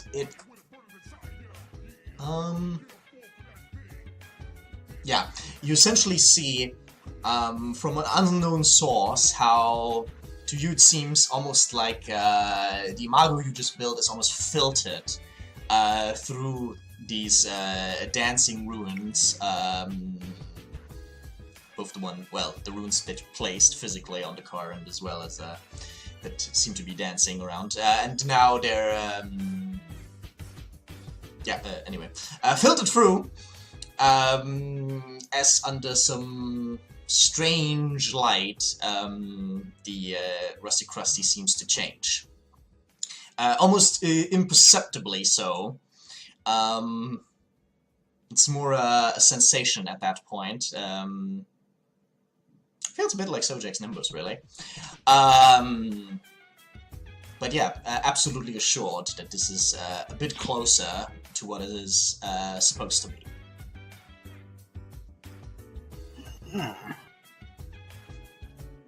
Wow. Car's pretty amazing. Want to go ahead and chest test it out, see how the spell feels on the car?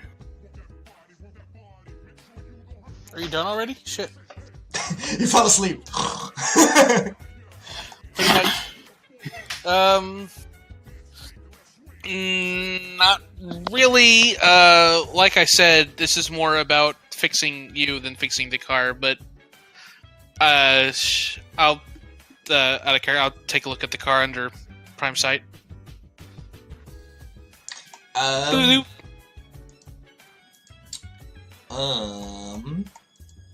Well, since this is still a matter spell, you could definitely tell that it is, in fact, a matter spell, going by the lit-up ruins, especially a matter is jumping out at you. He didn't break anything. There's nothing no, abyssal about it. No. Okay. You can identify as a ruling of matter, but without any intense scrutiny, you couldn't, of course, tell the spell. Even with intense scrutiny, you couldn't identify it without matter. Right. No, there's nothing went wrong. Nope. All right. Nope. You did okay. Should be fine. Cool. Well, at least it's close. Well, out of character, why I know that it's closer to being what it could be. That is. I believe he said that. That is literally what he said. Let's make sure. Well, at least it's closer to what it could be. Prime. I mean, it as Obermos in general, but Prime especially is all about like Plato's wall or Plato's cave and all of that hullabaloo. Yeah, that feeling of potential, that feeling of perfection, that's what Prime is, and that's probably that feeling that you get is probably why I hyper focused on it in the beginning of my training. But yeah, it's really fucking cool. Yeah, so I can't wait to learn more of this.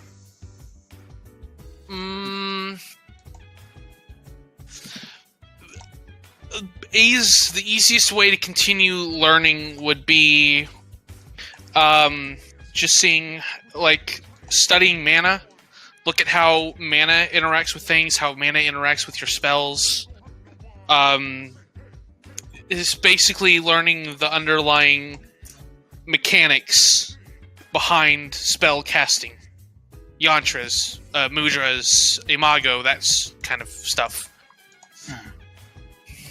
So basically what you be doing, like when you do your ley line mapping? That, I mean, you can... I was going to say no, but ley lines is kind of also the first thing that I saw. But I think that might be more of an Obermos thing. You could... I think it would be easy, rather than doing ley lines, study the hollow in the greenhouse. Hollows are very, very prime, no matter what the resonance are. Okay. Maybe rather than doing some of your metalworking in the... Well, unless the heat's going to kill... Like, maybe do some of your work that's not heat intensive in the greenhouse, or in the hollow, rather than in your forge. Okay.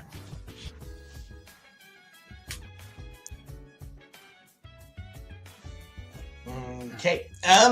So Jake is going to show him some mana shenanigans. Now I'm gonna. Oh. Speaking of, now I'm going to try and oblate and get rid of this obsession. And Erudite is. Let's see, what can I do today? Today's almost over. I don't have nothing. I don't have enough material. Wait. Check out the hollow while Sojak is oblating. Oh yeah, I could. Yeah, fuck it. Let's check out the hollow then. Okay. Yes. Yeah, now onto your prime side, the hollow, it almost seems like as you close in, everything around you seems like a darker, more desolate, while some ethereal blue light seems to just shine and center on the greenhouse. Like it's, yeah.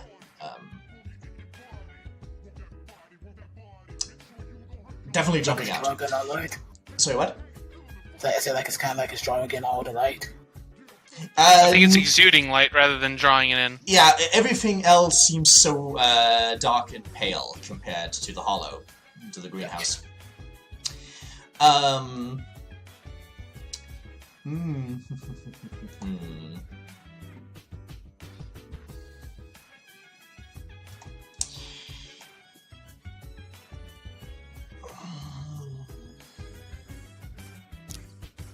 Yeah.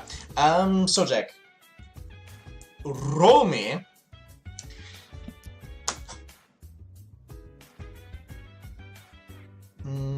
intelligence plus the lower of your cult and expression, -2.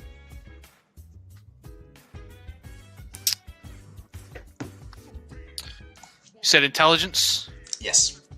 Okay, so intelligence plus expression is 4, -2 is 2, but you said I get a +1 from my pipe, right? From your what? Pipe? Oh, sorry. This is not for the oblating yet. Okay. Yeah, that's why there's expression in there. This is Okay. just teaching still. So. 2, and then I'll go ahead and willpower. Okay. 5. Alright. So I'm still teaching, so it's no 10 again. Yeah. Shit! Still was pretty good. That's 1 arcane beat for Erendite. Okay, now you can do your oblating. Okay.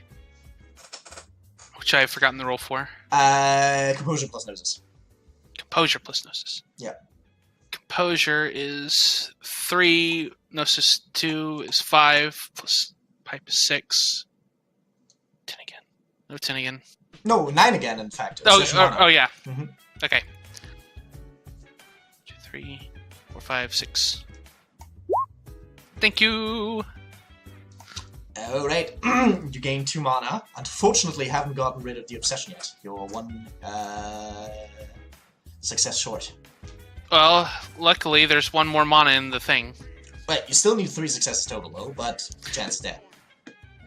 So I would sorry. No, never mind. I meant on 1 roll, to clarify. Shit. But I would allow you to retroactively spend a willpower point, because apparently it's... Yeah, I would have done that. Okay. Yeah.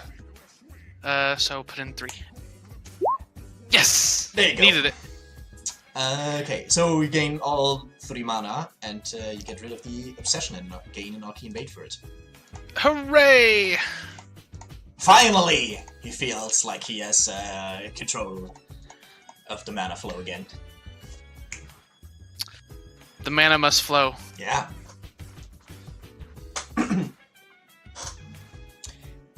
Okay. Beats have been gotten. That, the failure for teaching, can I use Inspired Prime to make it a success? Yes, actually. I do that. Okay, and then that is a total of 2 more arcane beats. 1 for Sojak, 1 for Sojak. From getting rid of Inspired. Oh, no, that would be, no, Inspired is the downgrade when an exceptional success occurs. Oh, no! But I would, it's you know, stretching it a bit, but I would allow you to get rid of the Inform mana for it. Okay. Technically, you would have had to do this before rolling, but yeah. Because both Informed and Inspired need to be spent before rolling, and then, you know, they just modify the roll afterwards. How do you know you're gonna fail? Yeah, that's... No, but Informed, if you fail, you succeed, and if you succeed, you get... you exceptionally succeed. That makes sense, okay. Yeah. The only one you can spend afterwards is Steadfast, and that is literally only turn a failure into success. Right, oh, okay. Right, okay. I had gotten Inspired and Steadfast confused. Yeah, that's fair. So, okay, we got rid of Inform mana, so you still have Inspired Prime. Right. Alrighty.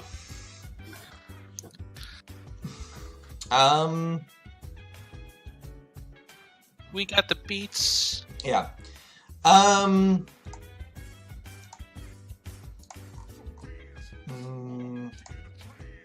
Yeah, I'm quickly summarizing this.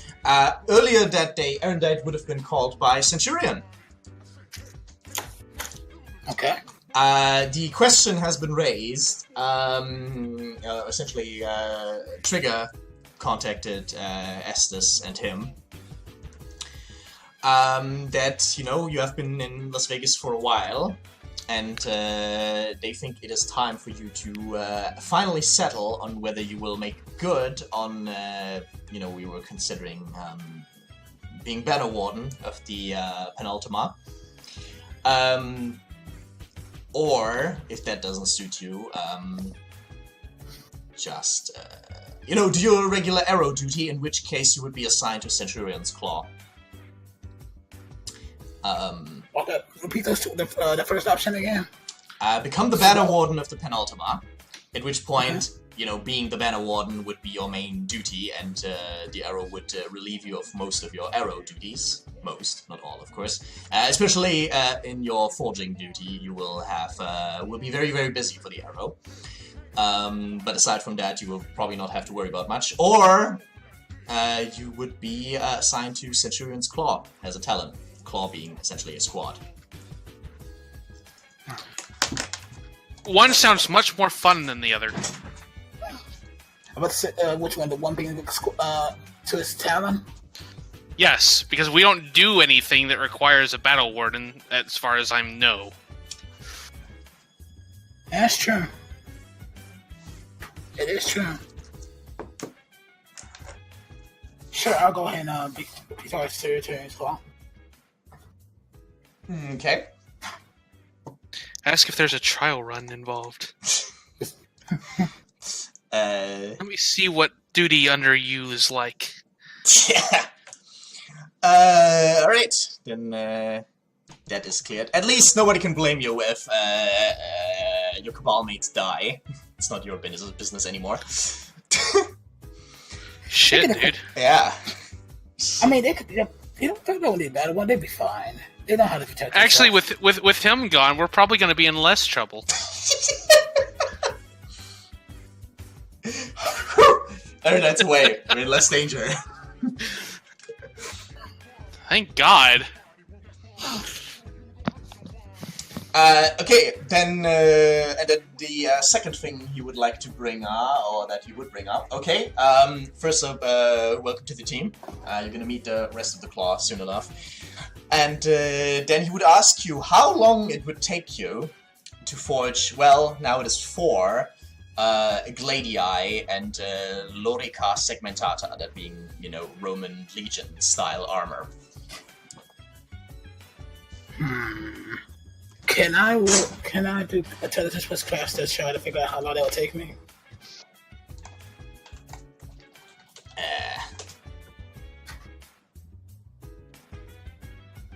You don't need roll for that. Okay. I mean, I can just straight up tell you.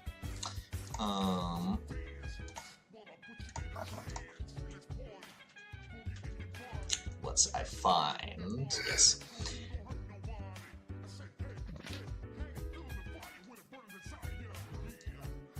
Okay, so a Gladius would require 2 successes. Oh no, sorry. Are we talking about just regular materials? No perfected? No perfected, but spells will be involved. Yeah. A Gladius would be 3 successes per, and the Lorica would be 4 successes per. And it's a normal 3 hours per roll. So I guess a week, maybe? A week sounds good.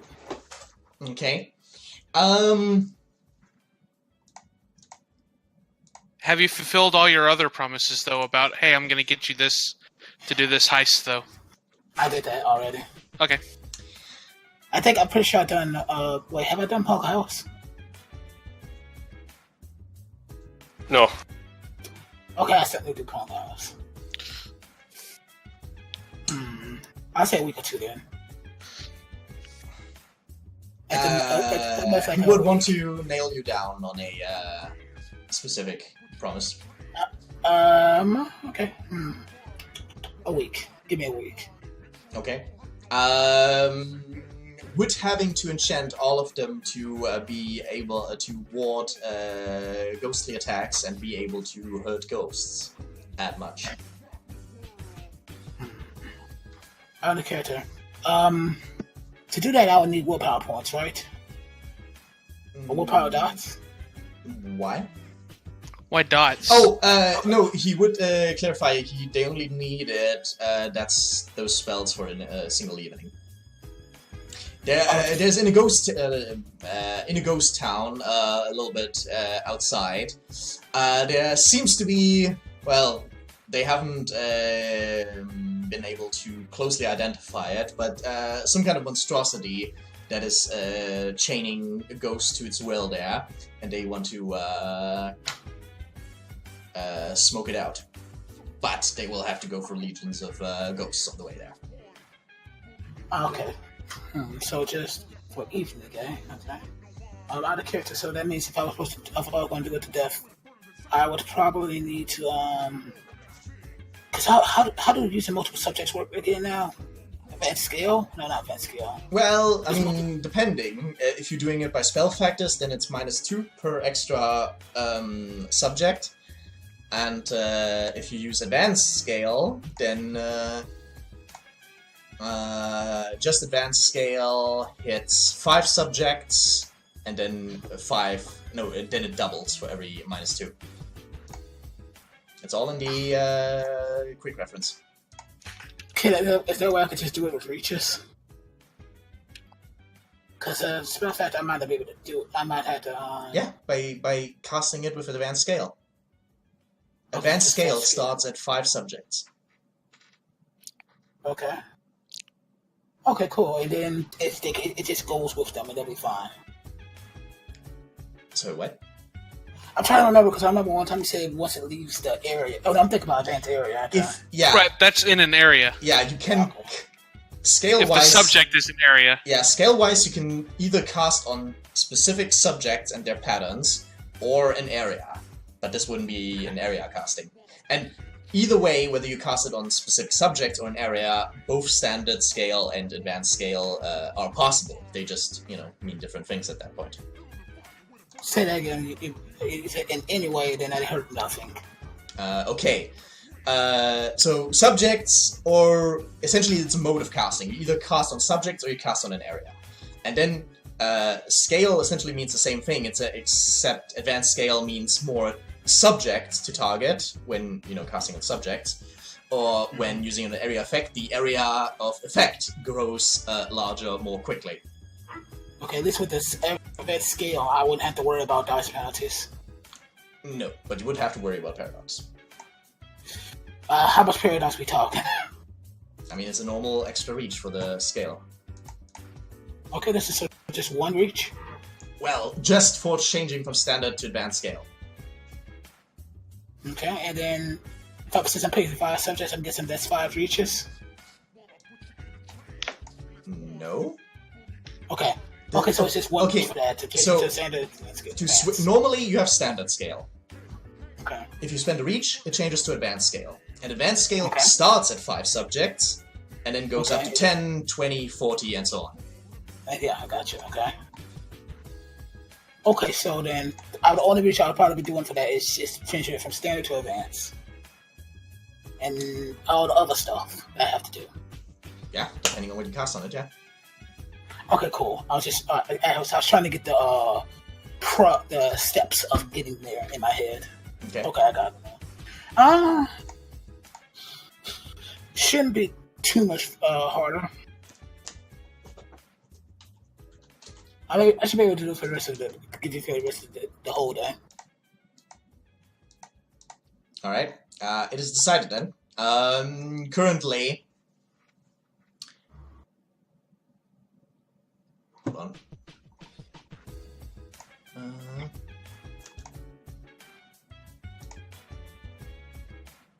Oh.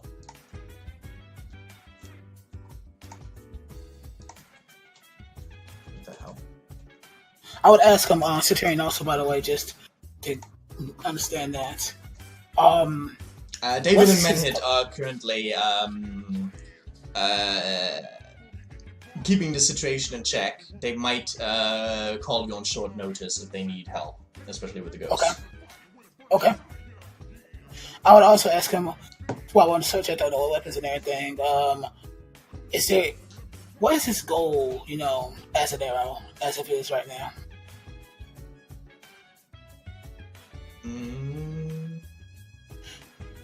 He would be able to confused by that question. I'll explain to him what I'm trying to do for the Forge Masters. I need to find a weapon to make a weapon for a hero. And, well, since he's the leader of the group, maybe that he could apply for that. And I was just wondering what his goal was as an hero right now. So one could make because I had to make a weapon that would suit the need of a hero. Well, right now, getting rid of this thing is really the most important thing for him. Aside from him doing his job well. He doesn't have any big plans right now. I got I got an idea there for you. Okay. I'll go ahead and make sure I make the standard stuff for you guys and make sure if I get it to you within a week. Man, I may be able to get to you quicker than that, though. Well then. We'll see. I'll just make sure I use up all my time towards getting this out there to you. Perfect. Do you have the materials I need, or should I get it myself? If you tell them what you need, they will try to get it to you as soon as possible. Okay. So since I'm trying to make them all armor, armor probably take what? How many bars?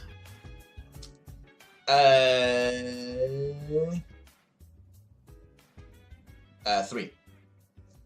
3 each? Okay. Yeah. So I need 16 bars for the armor. Wait, no, there's 4 of them. 12 bars of armor. 12 bars for the armor. And the weapon, I guess, will be what? 1 bar? 2. 2. 8. So 20 bars of whatever they want to be made of, whether it's iron, steel, whatever. Right, yeah. You're going to get to it. Okay.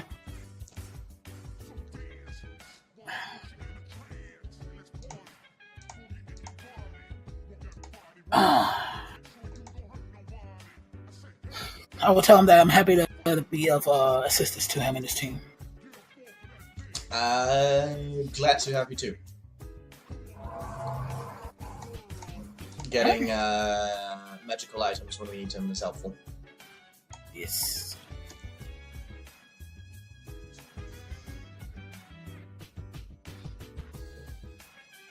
Anything else?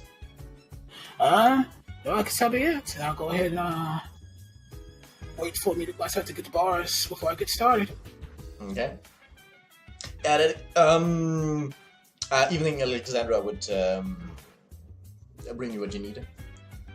Oh, thank you. How's the dagger How's the dagger made for you? Is it working out well? Didn't get to try it yet, but I'm sure it's gonna be working out fine. Good. Alrighty. And it's, what time is it right now? Once I receive that evening? Yeah, very clearly in the evening. Yeah. Okay. Almost sleepy time. I was almost to the sleepy time. Yeah. I guess I'll go ahead and look up, try to find some books on how the armor and the swords look, so I can make sure to get it to that exact detail. Right. And see if I find any other stuff to help me. Well, you wouldn't find that any in your library, but you have internet access. Yeah. So that's fine. Yeah, cool. And now I must. Now you must what? Oh, that's me talking to myself. I'm gonna look at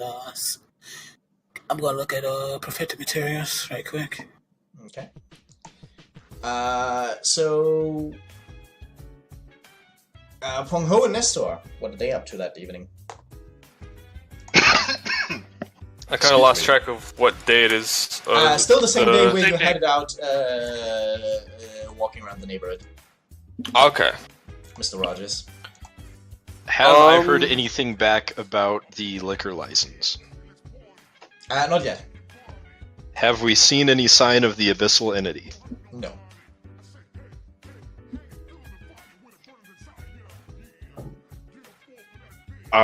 Is there anything I could do to try to attract the abyssal entity?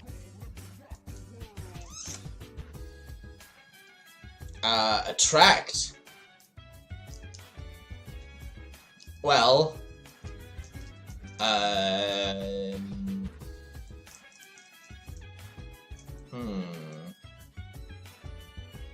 Sure. Roll me intelligence plus occult -2.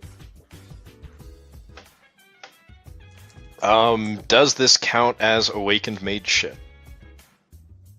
Not really, actually. Damn. Okay.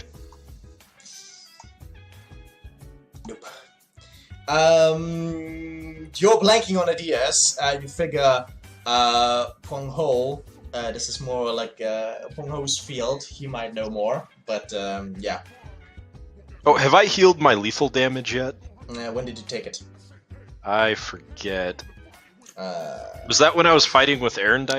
That was gonna be my guess. We haven't really done anything then. Then yes. At least 1 point. Okay, I had 2, so I'm at least down to left. 1 then. Mm-hmm.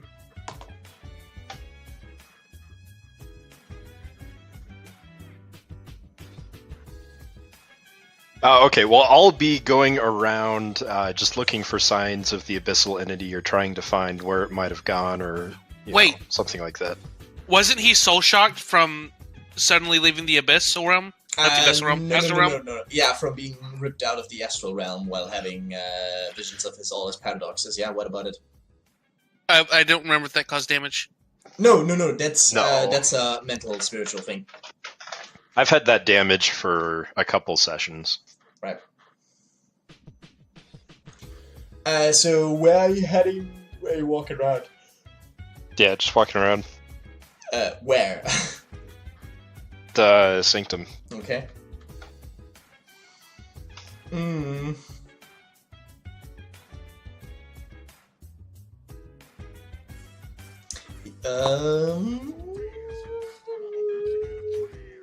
No.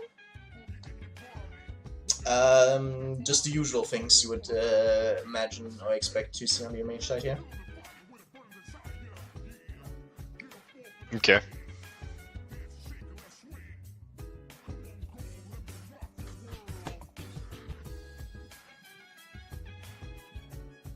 Although people might notice that Nestor is walking around the sanctum looking somewhat distracted.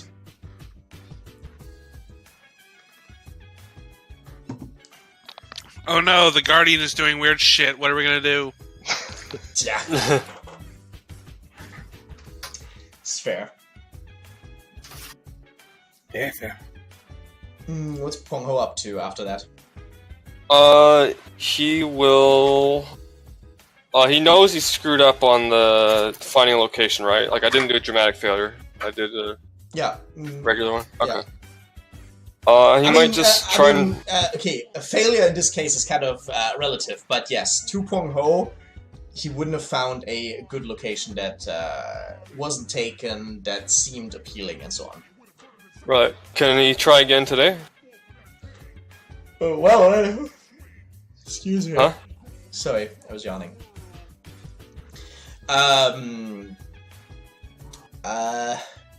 Well, you would be heading out fairly late, but it would be possible. Okay.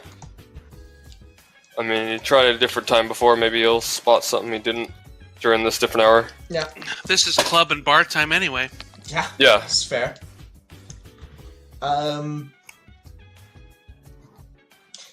Yeah, you will find,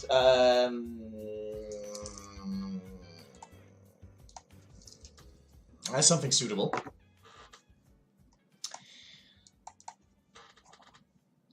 But, yeah, not so overwhelming that there will be any dice bonuses going forward, but you find something that you will be able to suggest to Erendite and the rest. I don't need to roll?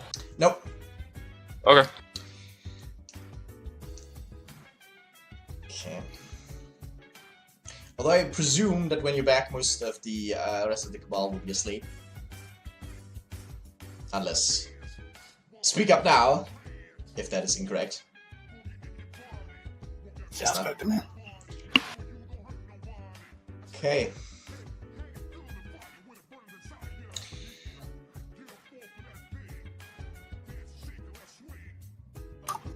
Yeah. Okay.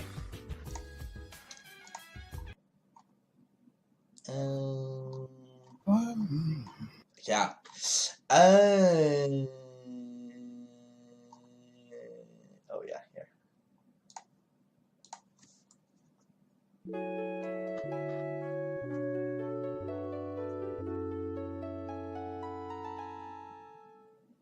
Now you're getting your willpower points. Yay, 2 out of 7. Woo! Just 5 more days until I get rid of my soul shock. Right. 3 out of 5. Well, you see, Nestor isn't such a basic bitch that he is that he lost willpower dots. Yep. I'm full. Everything's coming up Millhouse. Yeah.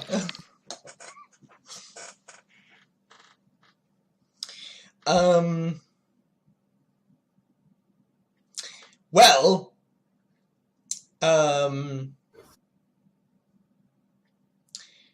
one thing that will be very, very hard to miss on the in the next morning is the police presence on the road, on the street, and how the neighboring house seems to be cordoned off.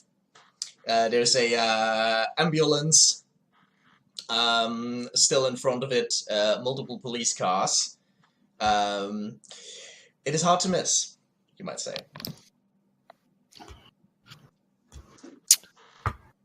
I would like to do a version of tuning in so that a radio would pick up the police radio frequency.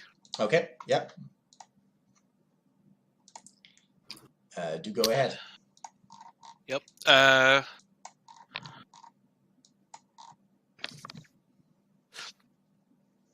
Instant casting, touching it. Don't need a huge duration, but I probably need a duration. Gnosis 2, Prime 3, 5. High speech. Stick 1, 2, 3, 4, 5, 6, 7, 8. As a side note, in my book, Tune In is given as practice knowing. I would argue that's an unveiling spell, but that's kind of beside the point right now. But yeah. I can do 10 again, hooray.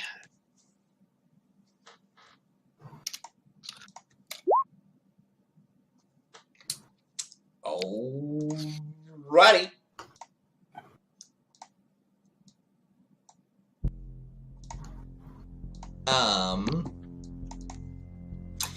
Yes, you're tuned in.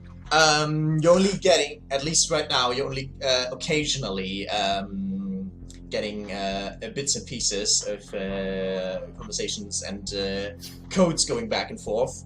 You can't make out too many things that make sense to you or that cleared up to you, but the radio is set up just in case something comes up.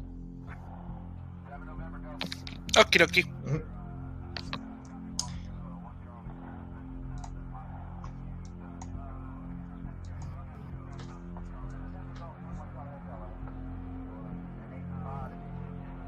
And creepy music you got there. Yeah, everyone else is just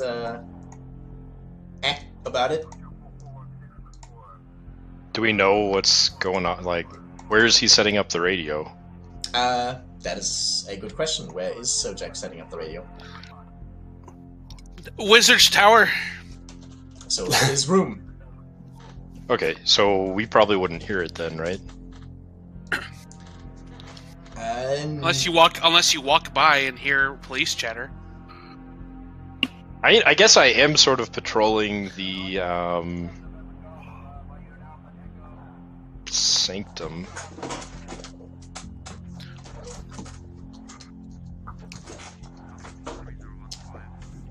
Okay. Would you like to walk by and hear police chatter? Sure. I would also like You to walk by and hear police chatter. I would also like to walk by and hear police chatter, because fuck it. Nestor will knock on the door and ask what's going on in there. Sojak will open the door and say, listening to police chatter. Whoa. On the radio. On the radio. What's going on? I can't tell. I don't speak police.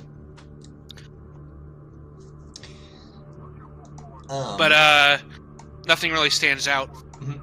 I don't suppose I could do a fate spell to happen to pick up on a sentence that tells me exactly what I would want to know.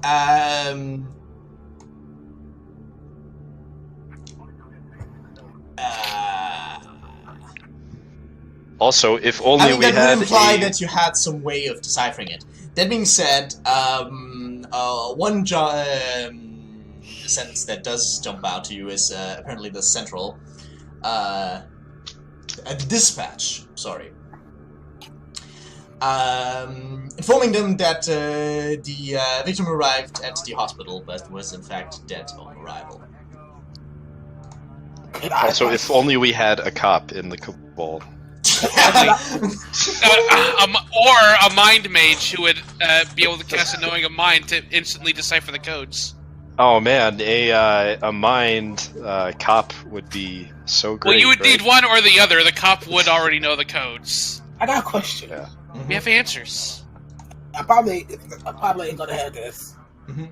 But I'm gonna try it. Okay. And before I came in, I was for security. And I hired okay. Yeah, security ain't police. I mean, they also have to do shit. Yeah, but they... Do we all want to have a party in the Wizard's Tower, or should I move this to the living room? Yeah, living room sounds like a good idea. But, wait. If they come knocking on doors, then they'll hear the police chatter. Let's go to the basement. Need a forge? That works. No, the basement. I mean, the basement is... Plumhole will see everyone relocating together. What's going on? Police chat party! Oh. What? Someone died, apparently. Uh-oh. Wait, who? Well, there's a bunch of police cars at the house next door. Yeah, I'd assume we could see. I saw... Lights, right? I was looking around the other day, looking at the shadow, and I saw seemed like there was some kind of domestic dispute or something there. So I guess that didn't go very well. No, I guess not. In fact, it looked like it escalated quickly. Jeez. So, downstairs into the forge/basement? Yeah. I'm gonna make popcorn. So y'all plug it in somewhere downstairs. I'm gonna go make popcorn real quick. Okay. I mean, I'm not going to say no to popcorn, but that sounds kind of insensitive. I wasn't too close to the neighbors. They never invited me to their barbecue. Yeah. He has a point. Barbecue's pretty amazing. I don't even remember them having a barbecue. If they don't have barbecues, they're not people worth knowing. Yeah, suspicious people, in fact. Just because one killed the other doesn't make them suspicious. That makes them angry. But I meant the fact that they never had barbecues. Good point. We need to have a barbecue so we become less suspicious. That'll cover up everything. We're not a cult. Because four weird people from totally different social stratas living together in one house is not gonna be weird. No. Not if we have a barbecue. Yeah. Or we have a barbecue, or we put cameras everywhere and say we're filming a sitcom. I mean, it's not even so incorrect. A reality sitcom. It's like Big Brother meets Friends. Anyways, popcorn. We don't really have the budget for a sitcom. It would have to be a YouTube thing. No, it's an indie film. Oh, okay. There we go. Okay.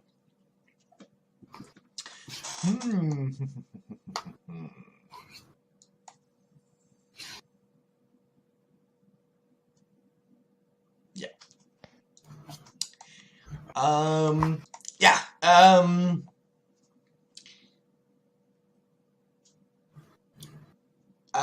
Listening to the chatter doesn't reveal too many details of the following minutes, but definitely the suspect has been apprehended, and was in fact at home when it happened. The victim is dead, as you've already heard. Seems to be some sort of domestic dispute, as Peng Ho has already thrown in.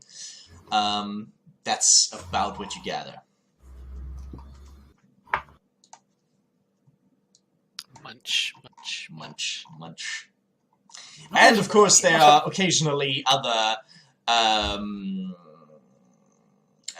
unrelated messages, like dispatched for the patrol cars later when they're about to leave. The question is, though, is Nestor going to stick around and ignore work? If only I could time travel already. No, Nestor will go off to work. Okay. I mean, in a very limited fashion, you can time travel. How far? I mean, you can Veil of Moments yourself, and then essentially you're time traveling by being untouchable by time. True. Okay. Strictly speaking, that is a kind of time travel, but no, it's the proper one starts at 3. Yeah. Untouchable by time, is that like time doesn't move and you do stuff, or no, as in nothing that would change with time changes on you. You don't heal, you don't get rid of conditions, you can't spend experience, but you're also not getting older, and so on. That's literally that's almost the worst kind of time travel. Well, they actually reach. That's like That's the second worst time travel. What is the worst one? What you're doing right now. Yeah. But there are plenty of reach effects to ignore most of the bad sides, and then you can essentially reach until it's essentially a cheap way of ignoring aging. So cheap mortality. Well, I mean, it's relative. Cheap has huge air quotes around it. Yeah. You need a lot of yantras to pull that off without paradox. Right. Yeah.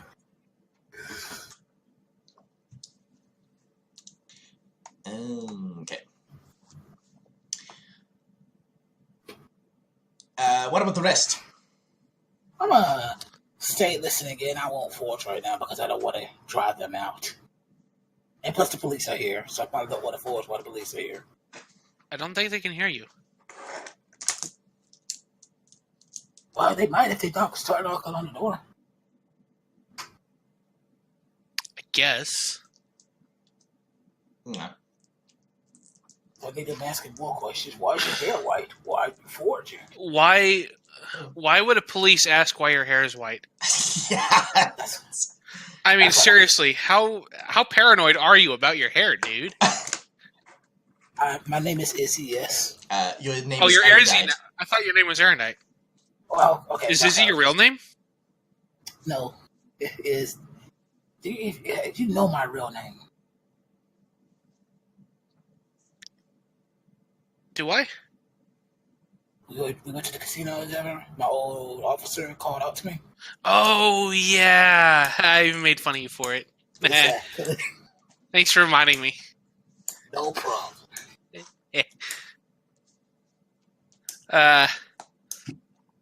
No, I'm done. If the victim's gone, like, we already missed the good parts, I think. Not necessarily.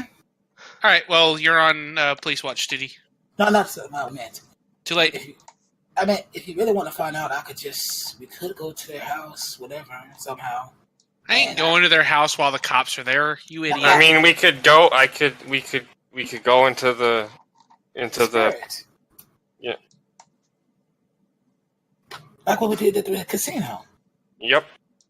And then I could just use Death Sight, see what happened. Wait. So you said you saw a domestic disturbance while you were looking in the shadow. Well, I didn't see the domestic disturbance, but I saw the spirits of, the things that you'd expect in a domestic dispute. So there's bad spirits there? Well, It was, We're gonna go into the spirit realm and check out the distrust. spirit house. Well, distrust and betrayal and hate, stuff like that. This is a great idea. Let's go to the house that's infested with the spirit of hate. Yeah, spirit That's of gonna domestic violence sounds like pretty much the worst spirit. I mean, this is gonna go just as well as the murder spirit we fought. I mean, you bring up the Murder spirit is trying to kill. I mean, And why? maybe there's a murder spirit there now because somebody died. Maybe a spirit killed someone. Maybe it wasn't a domestic dispute. Maybe we should check it out. Wait, if she died, We don't know which one died. It could have been the wife killing the husband. They never specified a gender. And that's sexist of you, Erendite. Okay, I'm sorry. Anyway, we could go and find out, and maybe I could talk to some, if maybe her ghost is still lingering around. Or his ghost.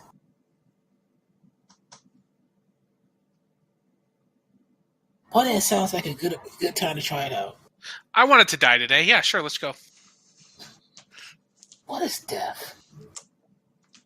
My inferior arcanum. Just like our spirit's mind.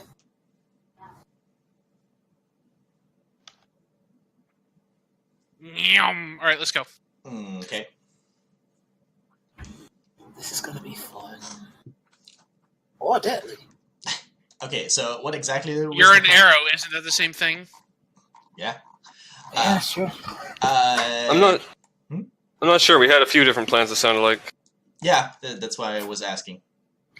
I said we go to the spirit, go to the house, and then I look around using my death shenanigans to see what might have happened. Can we look at the house first to see if there is a murder spirit or a hate spirit or something that looks like it wants to kill us? Yeah. One thing to note, and Peng Ho would understand this. Generally speaking, the spirit of a concept does not necessarily personally pursue that. Like, a murder spirit does not necessarily murder everything it can get its hand on. But it Not will my try experience. to... That is true, but that is why I'm explaining it to Robot. But it will try to drive people to murder. Right. Because that's how it feeds. Well, of course, just looking at the house would even see if there was, for example, murder, so we may as well do that. So I'm gonna use Exorcist Eye again. Alright. Instant casting. May as well just wash the eyes again. And I'm going all over the place. High speech was one thing. I should do the other things first, though. Okay, so instant casting. I think I was changing the potency. I have to, or not the potency. I have to the spell. What's it called? Spell factor? Was that it, or something? Or what is it? The first. Well, these are all spell factors. No. I'm trying. The word is escaping me, and I'm just listing everything I can remember. It's the thing, the primary factor. Yeah. It's duration by default. Yeah. Okay. Right. I don't know why that slipped my mind. I was just going all over the place trying to grab it. Yeah, but anyway. that's what it sounded like. Yeah. Okay. So the spell factor needs to be, or primary factor. God, I did it again. Needs to be potency. I'm going to do advanced duration. The reach to see into the gauntlet. Instant casting. Alright. And I think that's it. Alright. For that. Yantras. I'm going to do the tool to wash my eyes, the high speech, and concentration. Yeah, that's an easy one. Okay, you have overreached to the point of paradox, but you're using your dedicated tool. You have a chance die. Release a contain. Contain. Yes! You recover a willpower point. as easily dodging abyssal trash fills you with determination. Okay. Would you like to save the game? And now you can do your spell casting. Well, don't forget, this time you should keep the withstand in mind. Right. So adding potency takes away a dice, right? -2 for each step. And you're starting out at 3 because you changed it to potency as primary. And I need 5 to get past it? Yes. Okay. So I'll add 2 then. Yep. So -4. So that takes... Yeah. And I'll willpower this, because that's a pretty low dice pool. So I mean, now did you it's 5. include your yantras when you said low dice pool? I forgot. All right, I forgot. I forgot about the next. I keep forgetting. Okay, so yantras. High speech was 2. The tool was 1, and then Concentration is 2. Okay. So you essentially come out as a +1 after everything. Yeah. Which might still be too little for you, but that's up to you. I just want to point it out. No, so this should be okay. There we go. Alright. Alrighty. Yeah. Heading out, I take it, and taking a look? Yeah. Yeah. Well, the change is, well, drastic is perhaps too much, but pretty big. Of course, for one thing, spirits of law and order following around the policemen that are standing around. You're distracted for a moment as one of the police, one of the cops cordoning off, shouts to you, no photos. But back across the gauntlet, you do see that many of these spirits seem to be quite fed from with bloody essence.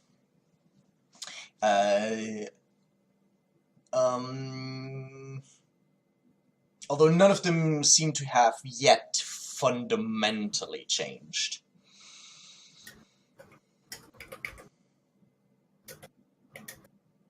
Okay. But they had some good feasting. Right.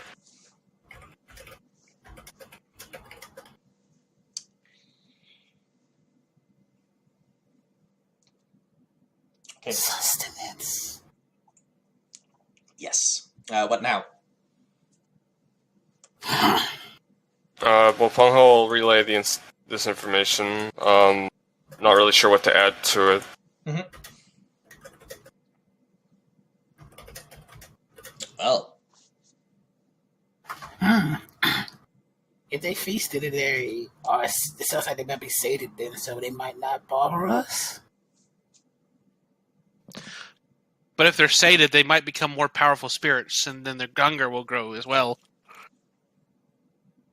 Is that true, Kwanko? I mean, that's kind of how we did the whole car thing. So yeah. Wait, I think this was one of the weeks I was missing. How exactly did you feed the car? Oh, it was great. We did actual magic. It was so fun. We did. We took the car to a car dealership.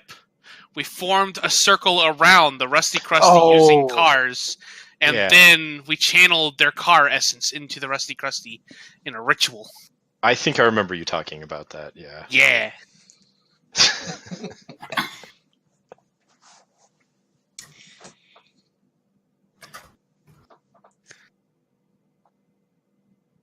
So yeah. Anyways, what is to be done?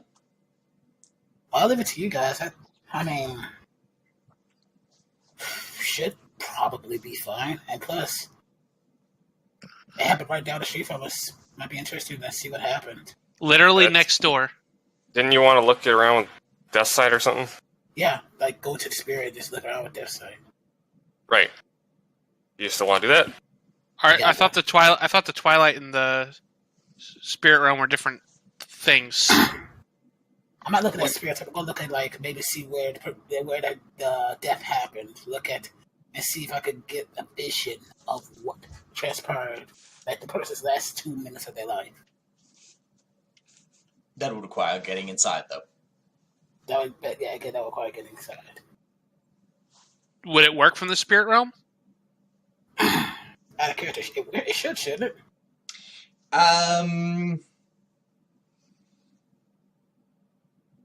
Okay, for one thing, it always works if you can, like this goes for every spell, if you can look from the shadow across the gauntlet into the material, you can always do it.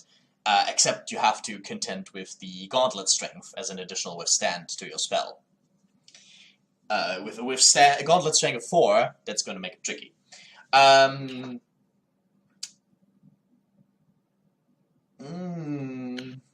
Well, the thing is, the corpse as such wouldn't... I mean, the corpse isn't there anymore anyway. I mean, like bloodstains. And look at it with forensic gaze. Yeah, that's the question, though. Does forensic gaze work on just blood? That's what we did last time. It says... Yeah, but it wasn't technically forensic gaze, though. I think there was an extra reach of that that we put in. Sojak's question is, shouldn't you be doing this through the twilight instead of from the shadow? But no, point being, even the bloodstains wouldn't exist in the shadow except as reflections from the material. So, yeah. But you could go in there in the shadow and then look across the gauntlet, but again, then you would have to contend with a withstand of 4 on your spell.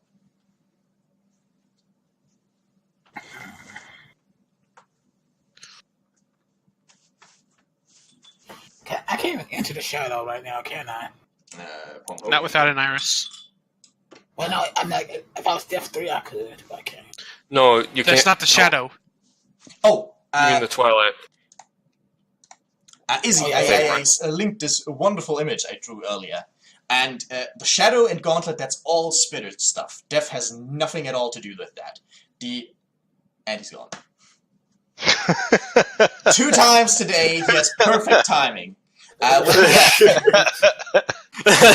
pressed the wrong button. Like I said, it's either really good or really shit. Okay. As I was saying, so the gauntlet and shadow, that's all spirit stuff. Def has absolutely nothing to do with it, at least not directly. Except by roundabout way through spirits of death and whatnot. So that's not your kind of thing. The closest equivalent for a death mage to the shadow would be the underworld, but it's kind of an iffy comparison. Well, the only thing that matters to you is deathly twilight, and that is within the material, just a different frequency. As I said, I have this handy image. That I'm looking at it right now. Yeah, but I cannot enter deathly twilight right now, can I? Can't you with 2 dots? Isn't that how you were doing perfected metals? Oh, no, that's just interact with things in Deathly Twilight.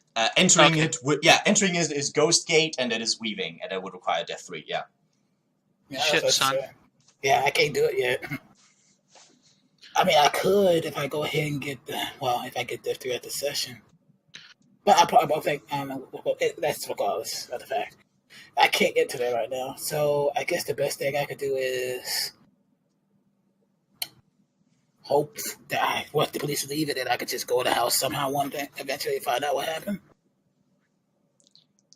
I mean, you have a apprentice of forces and a disciple of spirit. If you want to enter somewhere where Muggles don't, in a way that Muggles don't see you, you should be able to figure something out. Kupo. Yeah, I was gonna say, how difficult is invisibility? It's a shielding of forces. Veiling of forces, so forces 2. Oh, hold a bit. I'll be right back. Sounds like we could do that, then. Our DNA all over the house. Right. Well. Yeah, that's a good point. Well, no. So Erendite's matter would stop our DNA from getting everywhere. There's actually a Death 2 spell without a trace that is specifically about that. Cleaning up any sort of stuff that you would leave behind. Death, even better. Forces to veils. I can veil sound, and sight, light, so that's easy enough. No, yeah, it's cake. The true fact of the matter is the most powerful practice is not actually making and unmaking, it's veiling. Yeah. Well, depending on sorry about that. depending on who's talking, like unveiling Clash of Wheels. Yeah, that's fair. Okay, I'm back. Sorry about that. I smell something burning. Can I wait to check on it? It's fine. The chicken wings. Don't need no fires down the bayou. Okay, so I guess they could cast invisibility on me, and I just walk into the house. You could. Wait, there was something about a death spell that you could do as well. Without a trace. It would prevent you from getting your DNA all over the crime scene. Oh, cool. I'll make sure to do that.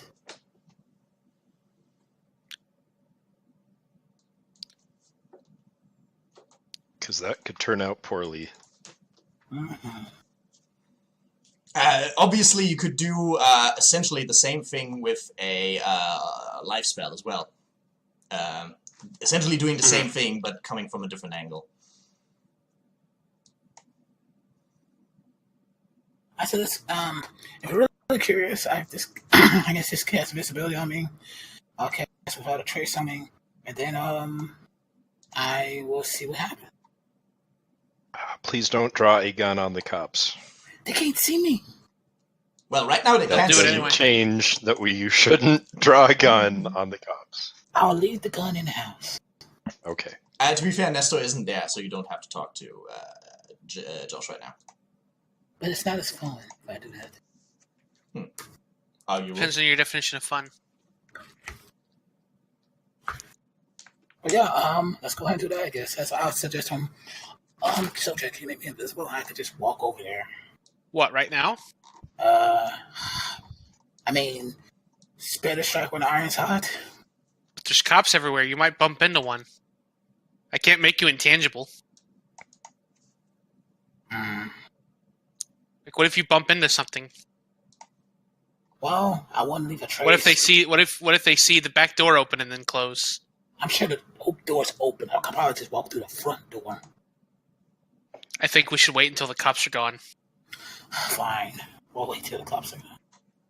Yeah. Alright, returning back inside. Yep. I never went outside. Yeah, fair enough. Nestor will go talk to the cops and ask if they'll tell him what happened. I thought you went to work. Oh, you're right. I did. Loser. On his way to work, Nestor will ask the cops what happened. Will have, I guess, past. Yeah, no. It's a bit late, but that's... He's not talking to us anyway, it doesn't matter. Well, that's for one thing, and it's a reasonable thing to say, or ask.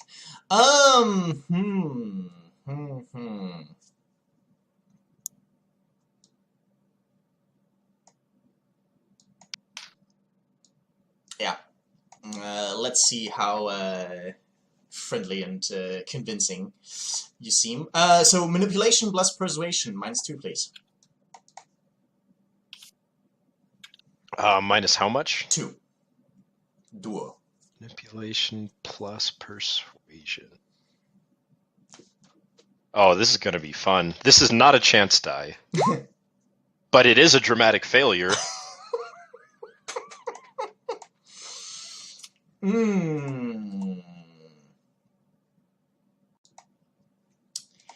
Okay.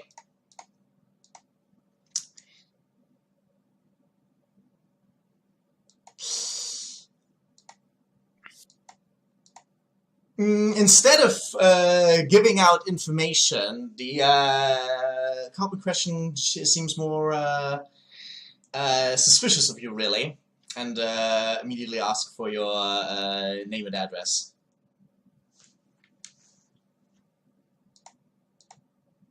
Okay, I will give him my name and address. Okay. And yeah, then it's going to be the usual explanations. Yeah, that's nothing they can talk about. Just don't worry about it. They have it handled. There's no immediate danger for you or anyone. Situation is contained.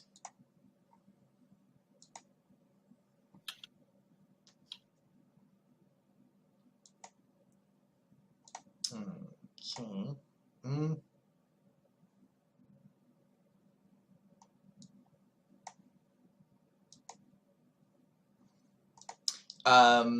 You got that? Yeah. Okay. And so we don't forget about it, and that we can potentially have more fun in this. Nestor now has the suspect condition. Very good.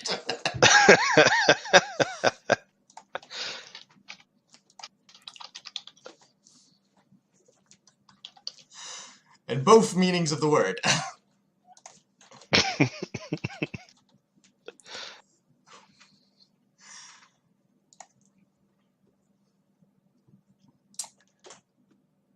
Okay.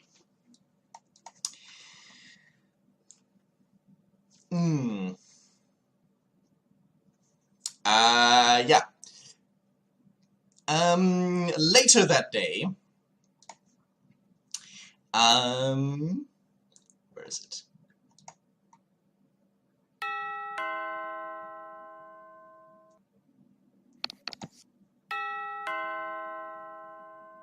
Fine.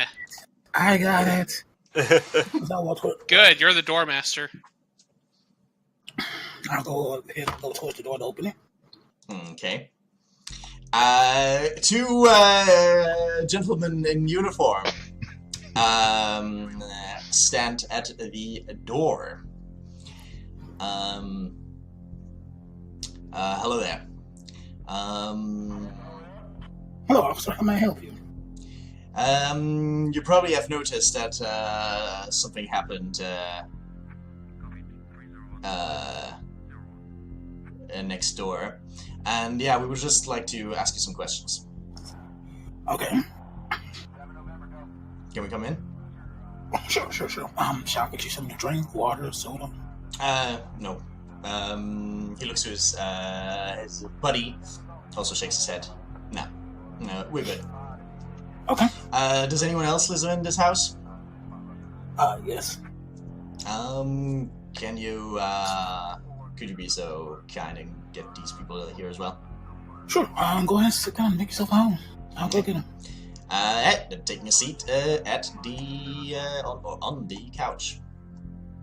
Okay, I'll go ahead and go upstairs and just go and open Soch's door. The police are here. I'm not home. They know you're here. I told them that the other people live in the house. Come out. They asked, do I live here, not am I home? I'm not home. I'm not about to lie to cops. Come out. I cast invisibility on myself. Okay. Go ahead.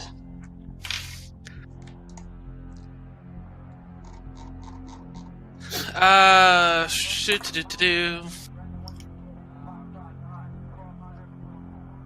1, 2, 3, 4, 5. Stick, no high speech because I'm trying to be quiet. 2, 3, 4, 6. How do you include a stick in a spell that you cast on yourself? It's my dedicated tool. Okay, so not for the bonus, but the bonus. Oh, okay. In a mirror. Okay. So at least 1, 2, 3, 4, 5. Well, 6. he's at least going to require 2 turns of this, so Erendite could react to him suddenly casting a spell on himself in the mirror. After that, Okay. I'll just leave and let him do his thing. Very good. I'll take. Wow. Hold on. I'll take a mana. Hold on. Reach. You forgot the reach. And I'm almost certain you're gonna have at least some paradox. Oh shit. Christian Arnold. Give me a minute. Phone call. Well, I mean, it had to happen at some point. Quickly moving on to Sojak and Pong Ho. What? You mean Erendite? What did? Oh, yeah. Okay. I'll open Pong Ho's door. The police are here. Oh, I mean, I guess that's expected. There was something happened next door. Okay, I'll be right down. Pong Ho will remove Dion from his person, and can you stay here for a bit? We got guests. You get a mental nod as he hides. Okay, and Pong Ho will come downstairs. Okay.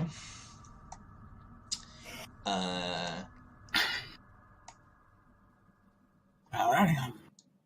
Well, I'm just gonna go ahead and roll the paradox for him, assuming he. I guess assume that that's the usual stuff you do. Well, it doesn't matter. I would have assumed contain, but yeah, no danger. Okay, Pong Ho and Erendite get downstairs to spend some quality time with Las Vegas's finest.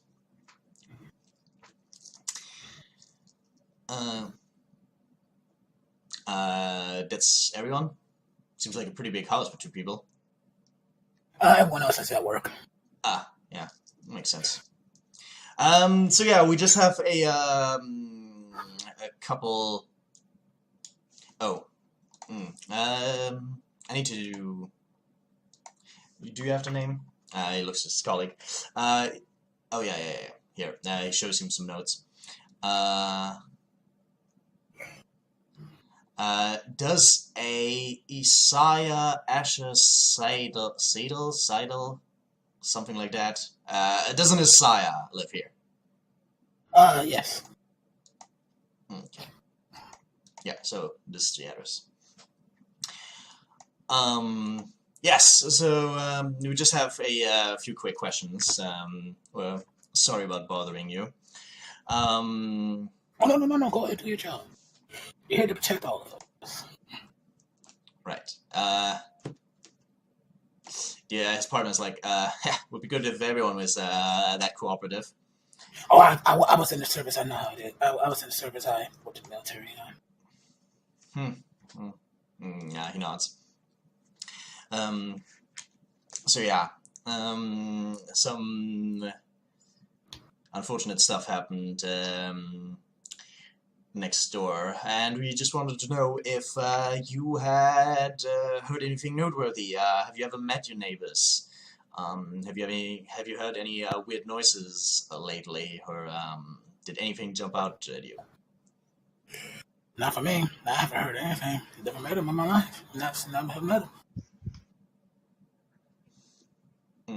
I went for a walk yesterday and I didn't see anyone outside, so I don't know. Guess they were inside at the time. You didn't hear anything noteworthy either? No, I didn't. Let me come clean. I mean, if you just heard some stuff break, it's totally understandable that you didn't immediately call the cops on it, but it would help anyway if you can tell us anything you've seen or heard. You're not in trouble. Oh, but I haven't heard anything break. No, I didn't hear anything break. Oh, quick out of character question. Mm-hmm. Can I roll like something for memory to see if there was a car in their driveway or anything like that?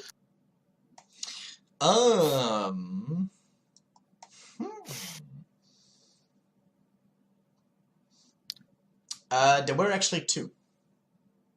Okay. One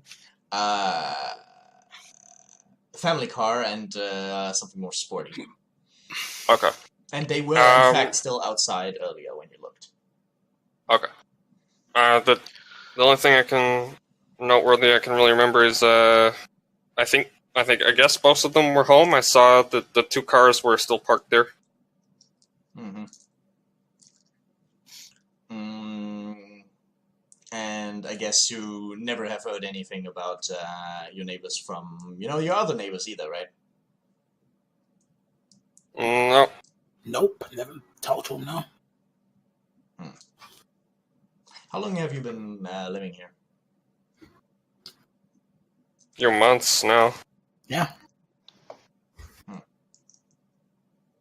And you never heard anything strange, seen anything, got a welcoming party or anything of the sort? Nope. Well, this is Vegas. Yeah, everyone keeps to himself anyway.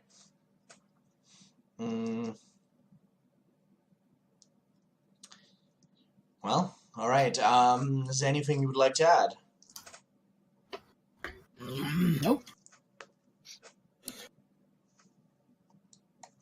They look to Pongho. No. Should we keep an eye out for other stuff? Like if we hear anything else, should we give you a call or what? I mean, if you remember anything noteworthy, that would be helpful. But, well, we're getting a bit, well, we think we got the culprit, so it's not like there's going to be any sort of spree or anything. But maybe for the future, just try to keep your ears and eyes peeled a bit more. Okay. Okay, officer. Well, thank you for your time. We will be heading out. Alrighty. Stay safe, officer. You too. Have a good night. See, that was worth it to get a beat. That wasn't for your condition, my man. That was just True. That was just general. You ask the neighbors when there has been a crime committed. Part. I mean, the dramatic failure itself is worth a beat, though, right? Well, yeah. At all times. Yeah. So, that's a beat. That's a beat. You also the result of the dramatic failure for the bar stuff will be heavily delayed, but it will come. Okay. Wheels have been set into motion. Did that resolve my aspiration to help Izzy get a bar? No. You did the exact opposite!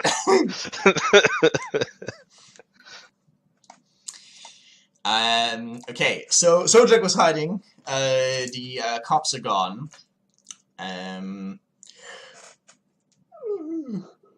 Not too late afterwards, I'm sorry. I haven't gotten enough sleep to date. Apology accepted. Yes. The first patrol cars will be leaving. The paramedic van is also gone by this point. Just the last cops cleaning up outside, and putting the crime scene do not cross up, and so on and so on. Although it doesn't seem like they're going to stick around much longer. Very good.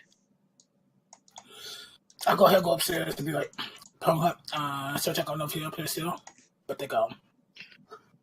I am the ghost of Sojak. Just to let you know, they asked about someone whose name I didn't know. They asked if they live here.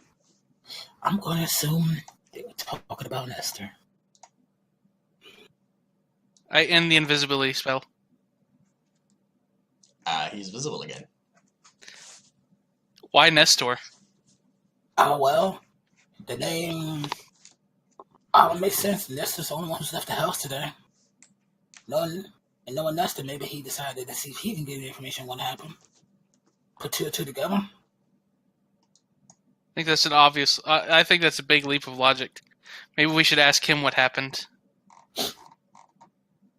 What's he can yell at his face? What did they say that makes you think they suspect Nestor? All they said was they asked if, and I'll say the person's name they said. Because there ain't no way in hell I'm going to be able to pronounce that. Think hard. I'll say it out loud. Go ahead.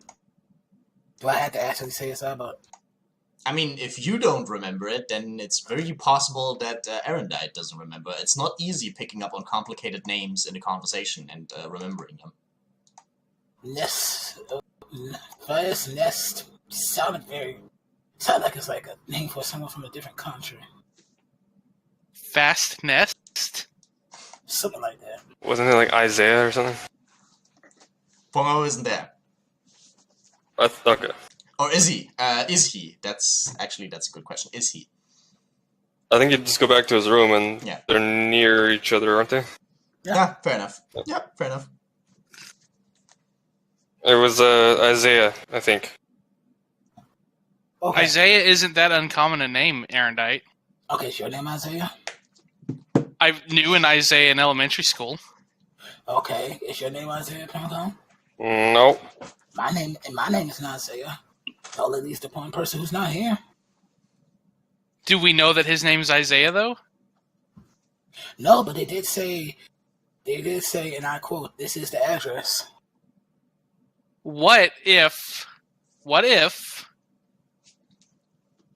your mentor is fucking us up again, and the previous occupant of this house is Isaiah, or maybe even somebody who's still currently registered to live here? What if we're technically squatting, and your mentor never bothered to tell us? Okay, I think that's a legal logic. Yes, but I think it's just as likely as Nestor being a suspect for no reason.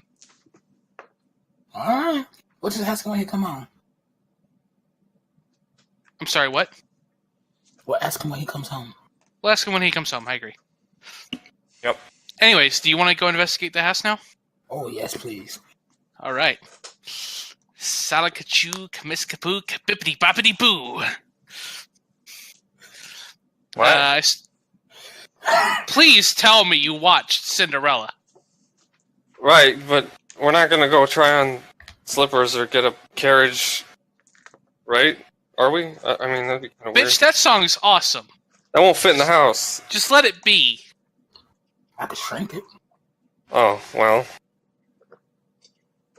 I guess. Just let it be, man. Alright. I am going to cast 2 spells, Veiling of Sight and Veiling of Sound, on Erendite. Alrighty. Do go ahead. Instant casting, scene duration, and I think that's all I need. Okay. Overreaching by one prior paradox, 2 dice right now.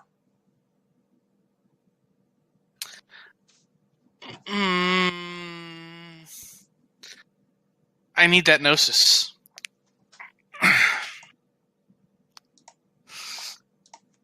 Anyways, I will use my wizard staff, and I will draw a circle of chalk around Erendite.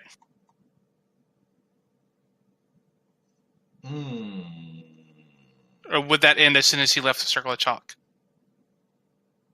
No, I'm thinking right now whether you could pull that off without making a ritual. But yeah, it would take more time to set up, but I think you can still cast it instantly afterwards, so just a minute or 2. Or, what I need is ways... How can I put my shadow persona into this? Wouldn't that be the circle of salt? Chalk. Yeah. Yeah, no, that's fine. Okay, cool. I'll do that then. Release or contain? Contain. Alright, you got it.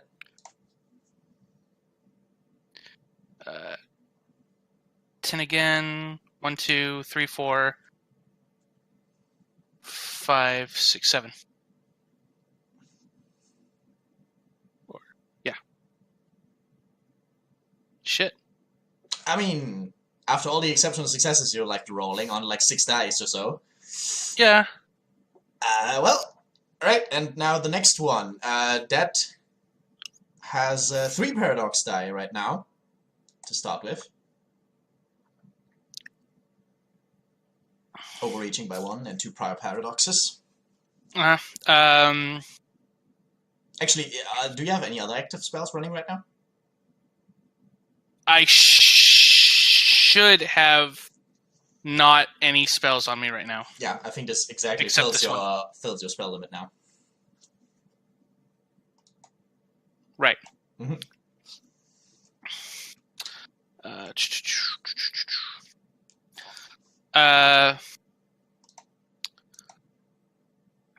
I mean, you could actually use exactly the same. The question is... Yeah, that's what I was thinking. I was going to think if I was going to replace stick with high speech, but then I'd get more paradox. Yeah. So... Which means 1 actual paradox die. Release or contain. Contain. Wasn't there something about paradox-free casting while in my domain? Yes. If they...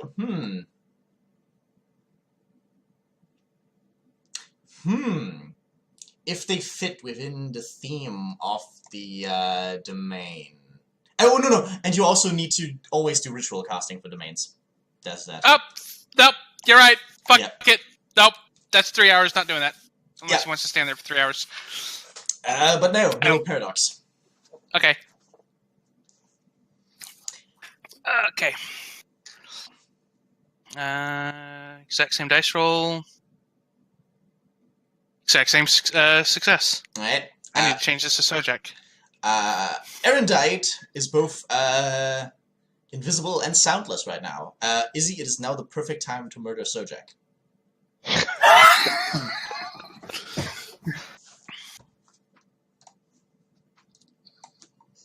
I'll go out through the back door.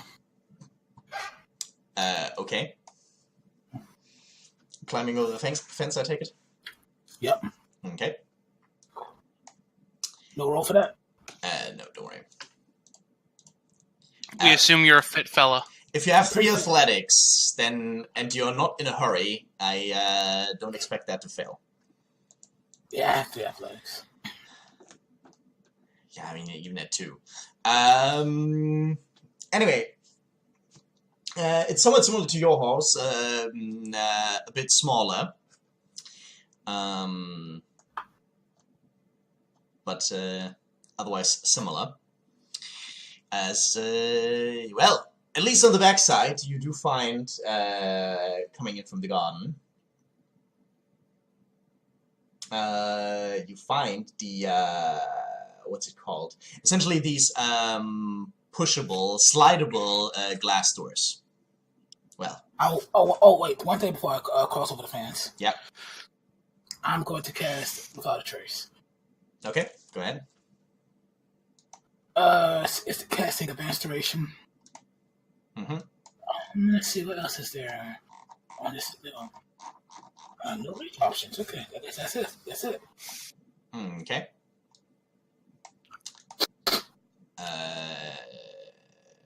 1 paradox die. Okay. Sorry, what? Then I said, okay, then I'm gonna high speech and hold my pocket watch. Okay. Release a contain. Contain. You recover a willpower point as you dodge abyssal trash. It fills you with determination. Nice. I have 4 dice. I'm going to use a willpower that I just gained to make it 7 dice. You actually have 9 then. You still high speeched it. Oh, yeah, that's right. No, I'm not going to do that then. Okay. So, high speech 6. Yeah, so 6 dice, right? Yeah. Yep. Cool.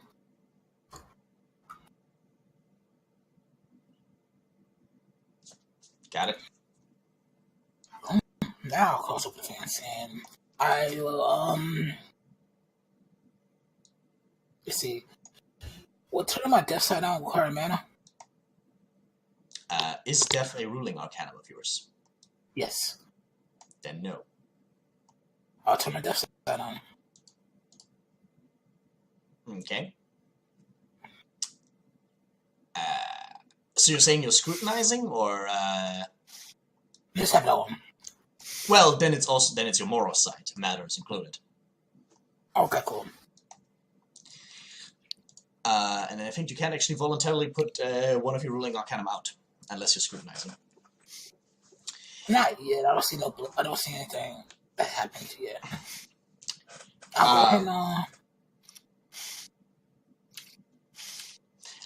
Nothing much that jumps out to your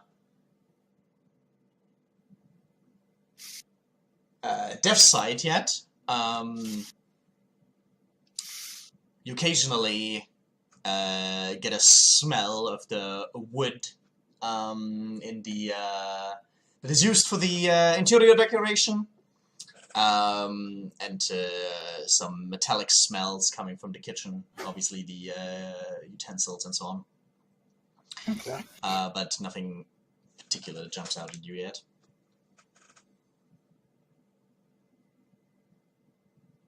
Okay. I'll push the door open. I'll push the door to the side lightly to see if the door is locked. It is not.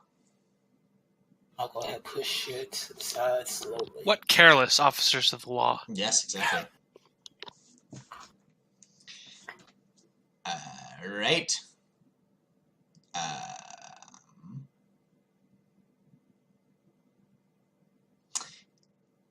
And slipping aside? Hmm? Are you slipping inside? Yep. Okay.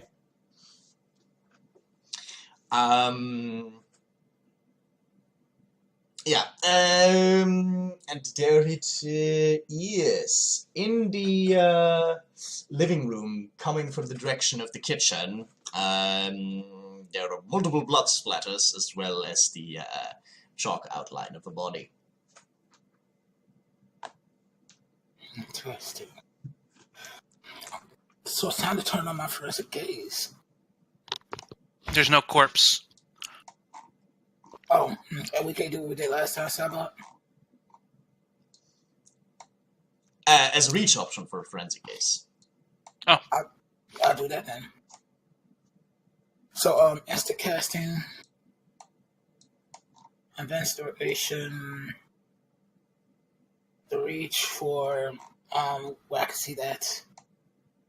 And then I'll do another reach to see the last. What is it? Nice. How many minutes? Minutes per potency. Potency is the primary factor. So 2 minutes? Yep. Alrighty. So that's how many reaches? 4? Checks out, yeah. I'll use my pocket watch. That reduces it to 2. So I'm overreached by 1.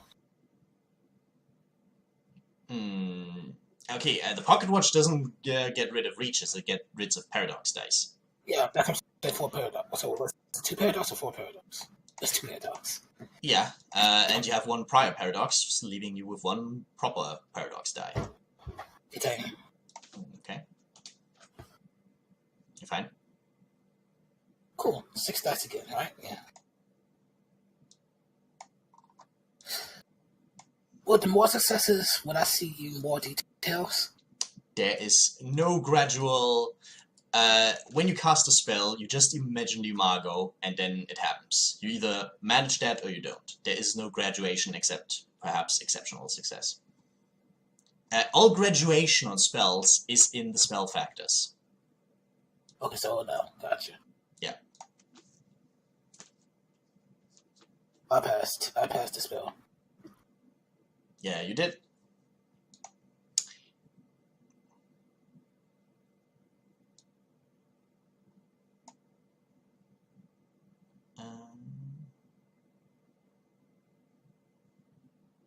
Okay.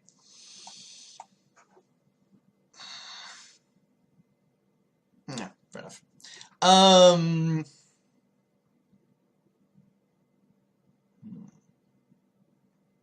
Interesting.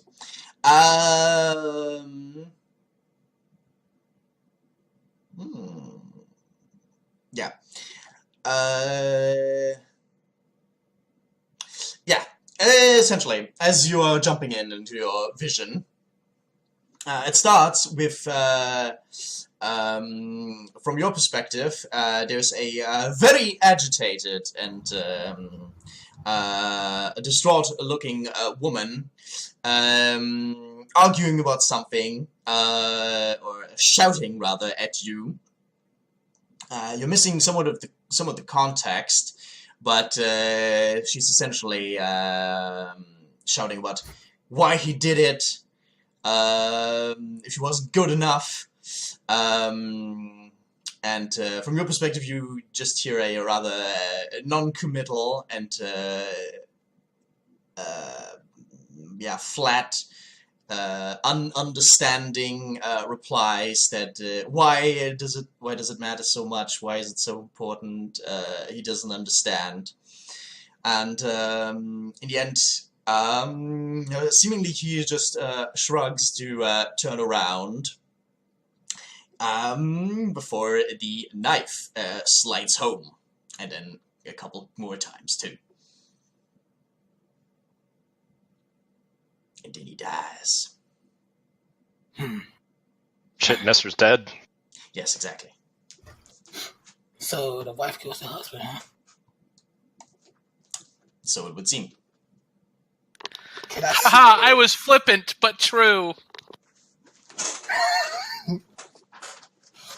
Can I see if maybe with my website that maybe if anything possessed her to do it? Or is it just... you cannot use your mage sight on these visions. Not without time, anyway. However, with increased potency of forensic gaze, you can see more contributing factors, such as being possessed by a spirit of hatred. Well, you can extend the duration of the vision, or the length of the vision, which might give you more context. What do I need to do that? Cast a spell against some increased potency? Yeah, exactly.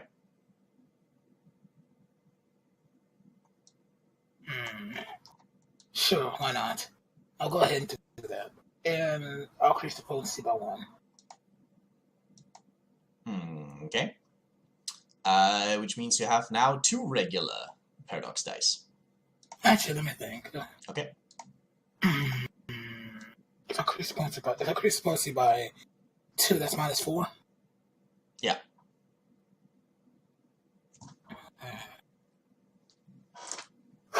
And willpower gives you a +3. Correct. Which means I'll be at a -1 with 5 dice. Yes. I think 5 dice is a good odds. Let's do it, yeah. So yeah, I'll increase the potency by 2 then. Okay. So it should be potency 4. Okay. Contain. Okay. For the paradox. Alright, fine. So 5 dice. Come on. Yeah. Okay. This time your vision sets in as kitchen utensils are being thrown at you, relatively weakly defending you yourself against some pots and shit.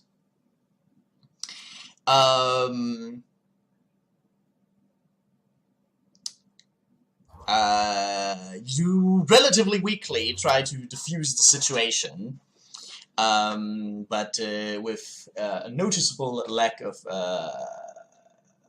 energy and care, really, in both meanings of the word.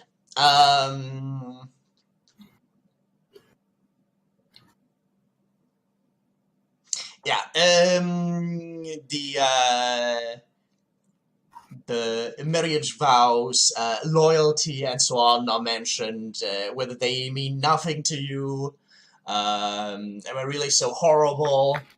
And again, for the most part, you are silent, or just weakly throwing in that you don't understand what the whole hubbub is about. Long moments of silence between more hysterical attacks. And then After 2 minutes, of course, of this, you are back at the point where you already were.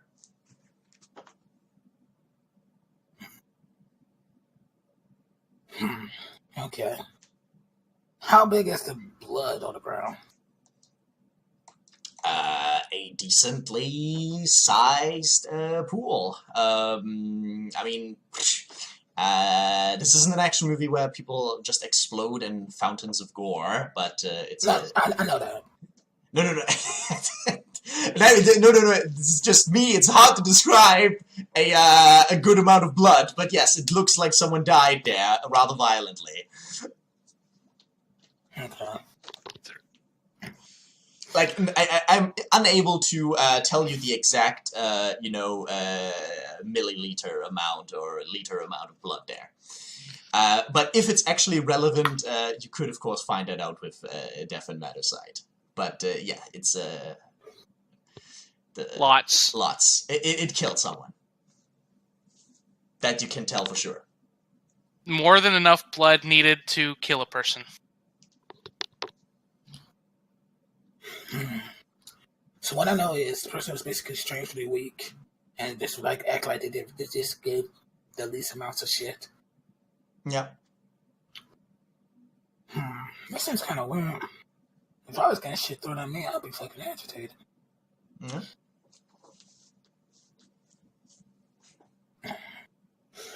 I don't know how well I can look. I don't know if another minute would change anything, but it sounds like he was cheating on her. She was upset about it, and she probably got more upset about his lack of interest in even giving a shit. I wish I knew. I'll try walking around the house and seeing if I notice anything else. Okay, you notice a lot of things, but what are you looking for? That's a bit very general right now. I don't know, anything that would jump out of my death sight. Maybe I could find this ghost and talk to him.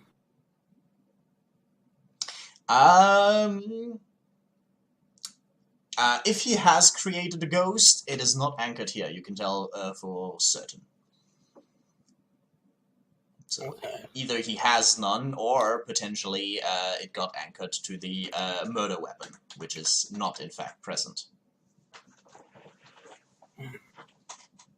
Okay. In which case, he would be currently in the police station. If that were the case. But yeah, you're 99% positive that if his ghost is here, it is not. No, it is not here. They're coming back. Yeah. Get out, quick! I'll walk around. Their silent alarm triggered. So I notice nothing walking around the house. Nothing that would jump out to Death or Matter, or seem out of place. Of course, you get the usual flashes of information about the wood used in the stairs, about the exact composition of the pottery, and whatnot. But yeah, everything as you would expect. What would I not have noticed? The look on her face as the knife struck, like, was it regret? No, because the murder victim-to-be was in fact not facing her. But I might have saw something like, he tumbled face forward, I guess. He was turning away from her that moment, walking away when the knife struck home. And the front of his throat or the back of his throat? The back of his neck. I never even mentioned the neck. In fact, it was, okay, you would be able to tell that, of course, with forensic case, multiple stabs in the back, actually, which eventually led to blood loss and organ failure. In fact, one of the very first things that got punctured was his lungs, making it a rather quiet death. Which would explain why we didn't hear anything. Well, you would have potentially heard the pots and so on being thrown around. Alrighty. I guess I'll go ahead and go back to the house, to put everything back like it was in the house. I mean, Well, I didn't really touch anything. yeah, I was about to say. And climb back over the fence. And like, okay, I guess that's it. Alright. And I'll go back to them. You're still invisible. And soundless. Could I find is Sojak still in the living room?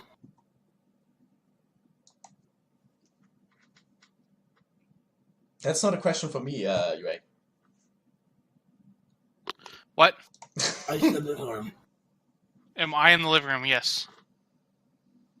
And I would touch Sojak on the shoulder. You feel the sensation of someone touching you on the shoulder, but nobody's there.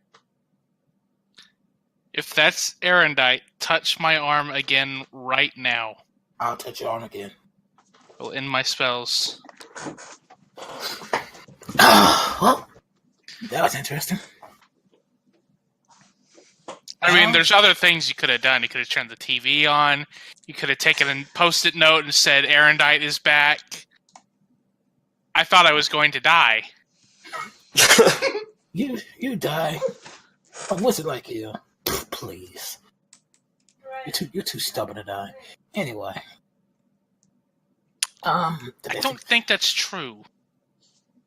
The best thing could be is she basically, it sounds like he was cheating on her. She was yelling, saying was she not good enough or anything. Basically, he just had the air like he was just didn't have barely any energy, like he just really did not give a shit or something. Which is weird, but she was throwing all kinds of shit at him. So he didn't give a shit? He didn't give a shit. And then next thing you know, he turns his back to her, and boom. He knife sticks it to his back, and he falls down dead. Multiple stabs, in fact. I found it weird that he just didn't care. I mean, if someone's throwing at me, I would care. I'd be. Can Pongho be in the living room too, since he was sort of waiting as well? Yeah, I don't see why not. Okay, okay. Well, that's kind of weird. Yeah. I mean, the way he was dodging, it seemed like he really didn't care too. Like he just lazily dodging. I'd be trying to dodge like I was in freaking Mount Olympics. What if he was just so skilled at dodging that that's all he had to do? Wait, was he successful in his dodging? That's a very important key. Yes. Except when he decided to stop dodging and turn his back to his wife, who was very angry, who then proceeded to stab her in the back. Multiple times. That sounds like possession to me. Does that sound like possession to you, Pongho? Yeah, that doesn't sound natural. Though I wonder, the cops are... we don't know if they have her, do we? Or if she fled somewhere? She certainly wasn't... on the police radio it was said that they had caught the suspect, which may or may not be her, but they have someone. Right. I would assume it's her. That her fingerprints were all... I would assume her fingerprints were all on the stuff that she threw. Well, yes, because that matches up to your vision. Yeah. But, to be fair, the crucial piece of evidence, the knife, was not present, in fact. Oh, I will mention that the crucial piece of evidence, the murder weapon, was not there. Well, yeah, she probably got scared and hid it. If she hid, I probably would have saw it. I'm going to assume the police took it. That's possible, too, if she left there. I still think the guy was possessed. Well, yeah, I'm not disagreeing. I'm just trying to think if the only one who would have seen if he was possessed, or his behavior before that and after that, would have been her. So I'm thinking where we can find her and talk to her about it. But that'll definitely make us look suspicious if we try that. Why would we talk to her, though? Like, she still killed him. No, the dude was possessed, not her. No, I understand. Okay. So why would we talk to her? Like, she still killed him. It doesn't matter. His ghost wasn't there.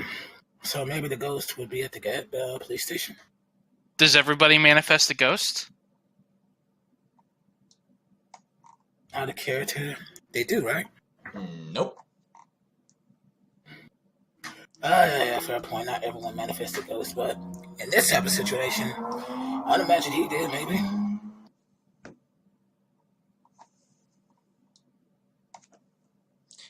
Violent deaths are generally a pretty good way of creating a ghost, but it's still not a guarantee. I don't have enough knowledge of the subject to comment. I'm telling that to Erendite. I am telling that to Saibot. Oh, okay.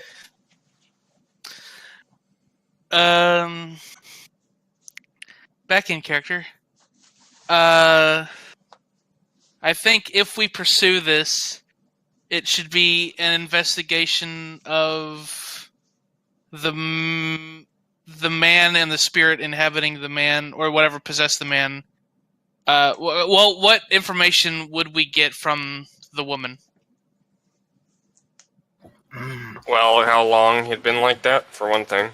So since it sounds like he maybe cheated on maybe the person who he cheated on her with, his name, stuff like that, maybe. Wait, is he gay?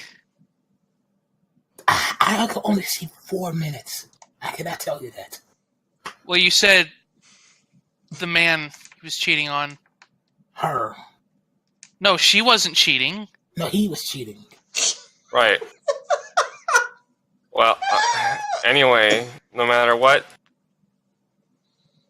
no matter who or what cheating was involved with, we'll find with the individual through that, essentially.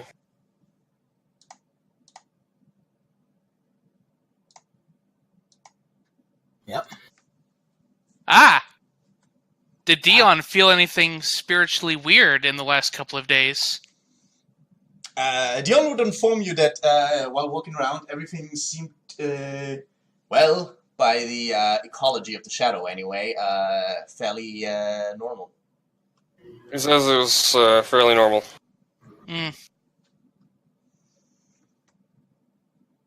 Yeah, but what's normal to a spirit?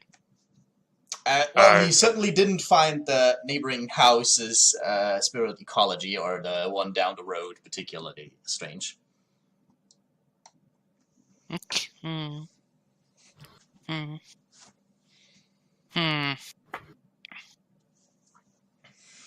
Possessed, but maybe not by a spirit.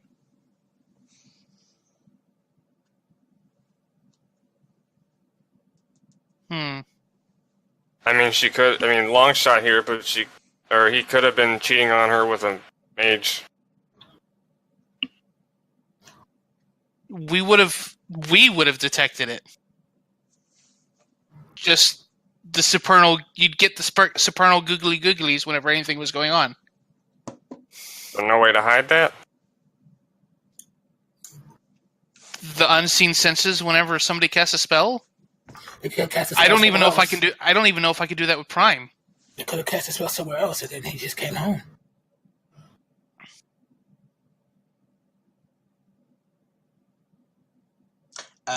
Interesting topic, though. Sojak, as he just said, wouldn't know it, but with some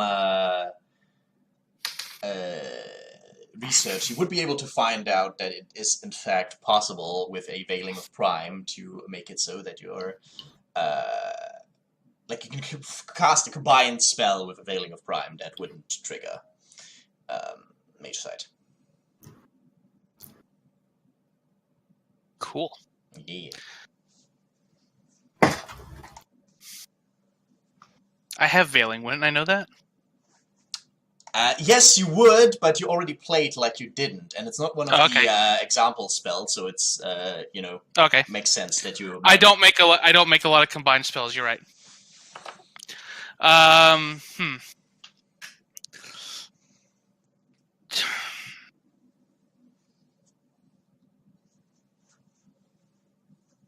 I mean,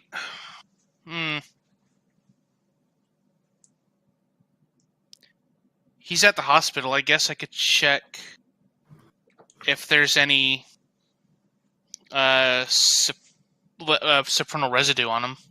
Good.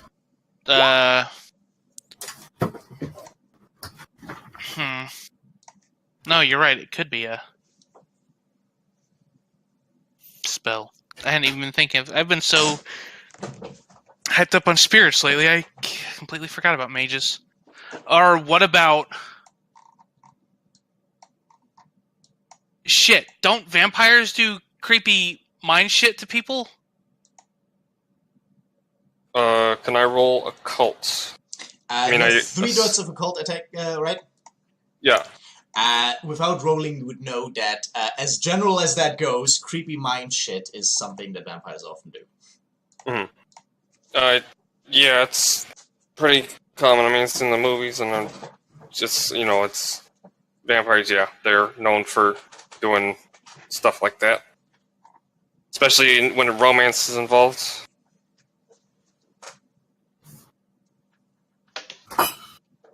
We can look at this from okay. You're right. Let's abandon spirit because there was a spirit of hate, but that was kind of it. That was her hate. But that wouldn't have possessed him to do something. Right. He didn't seem like... Hate is passionate, and he wasn't passionate, she was.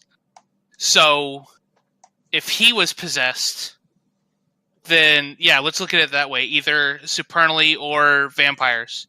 What other occult being would do mine do we know of?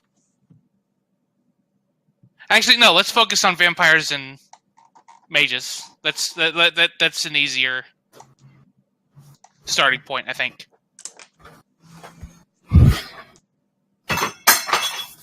Good job, Izzy. No problem. Okay. Izzy, to bring you up to speed, we're going to investigate this from the point of view of either a mage or a vampire. Okay. Back in character. Okay, so we're going to try from that angle, right? That sound good? Yeah. Okay. Yeah. Let's wait for Nestor. Well, then that is fairly good timing to call it for today. Okay. Okay. It's perfect. So what? Because I have here in my old notes. I have no idea how I got this. I think it was before the break. Okay. I have time researching vampires. I don't know why, but that's what it says. Probably because of your suspicion that the Libertines are taken over by vampires, so you wanted to look them up more. Yeah. Yeah, that makes sense. So that'll be useful.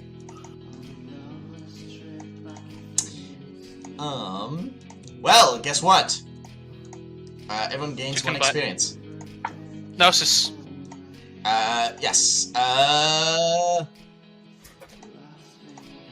What great epiphany has Sojak had? Both, teaching, as part of teaching Erendite Prime, even though it is not his ruling arcanum, and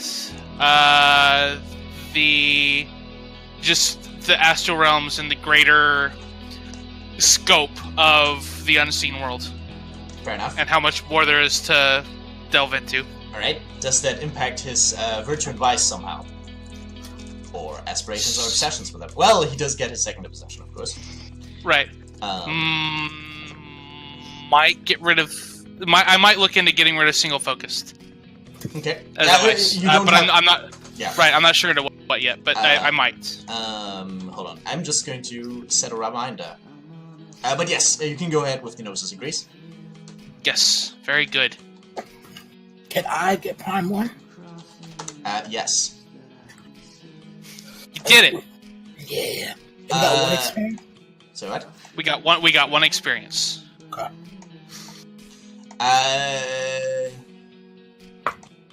Would you like a condition to model the difficulty of starting a new Arcana?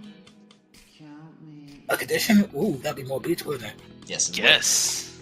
I'll take a shirt. Alright, Fresh Arcanum Prime. Every Prime spell you cast has a -3 penalty, which every time you successfully cast a Prime spell goes down by 1. Once you hit 0, you resolve the condition. Whenever this condition causes you serious problems, like, failing a Prime spell at a critical juncture, you also gain a beat. Cool. Alrighty, so I'm back down to 1 experience. New obsession, new praxis. Yeah. What? Oh, do I get anything new for having Prime 1? Nah, I don't, right? Counterspell Prime. Right. You get a delicious attainment. Yeah. Okay, I put it into the chat.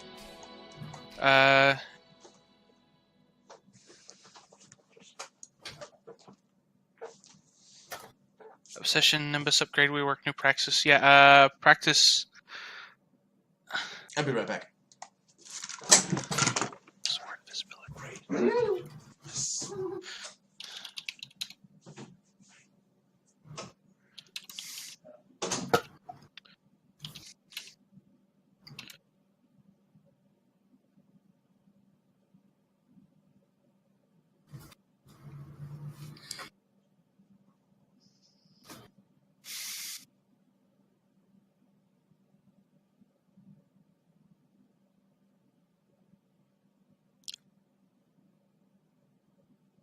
And I want to get Fate 4.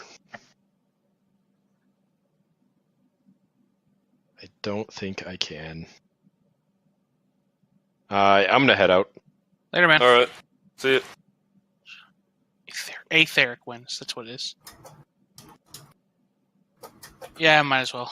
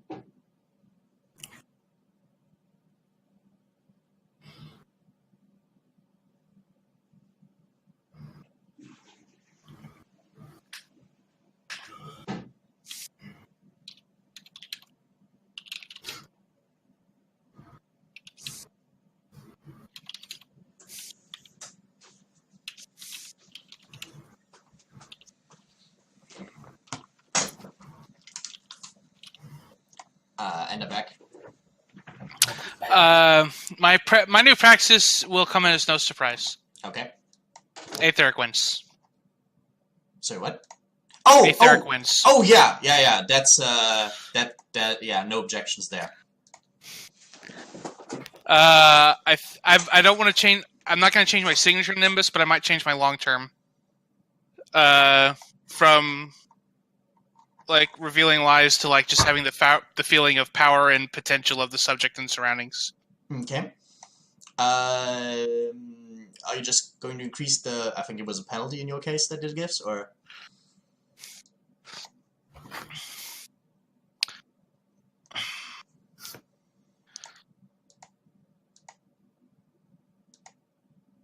I don't remember what the penalty that it gave, unless it was like penalty to. -1 to composure or something. It should be on the character sheet. Oh, right, composure. That was it. -1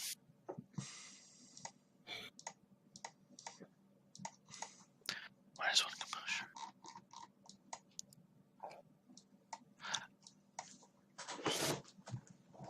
So, simple one would be just making it a -2 to composure, but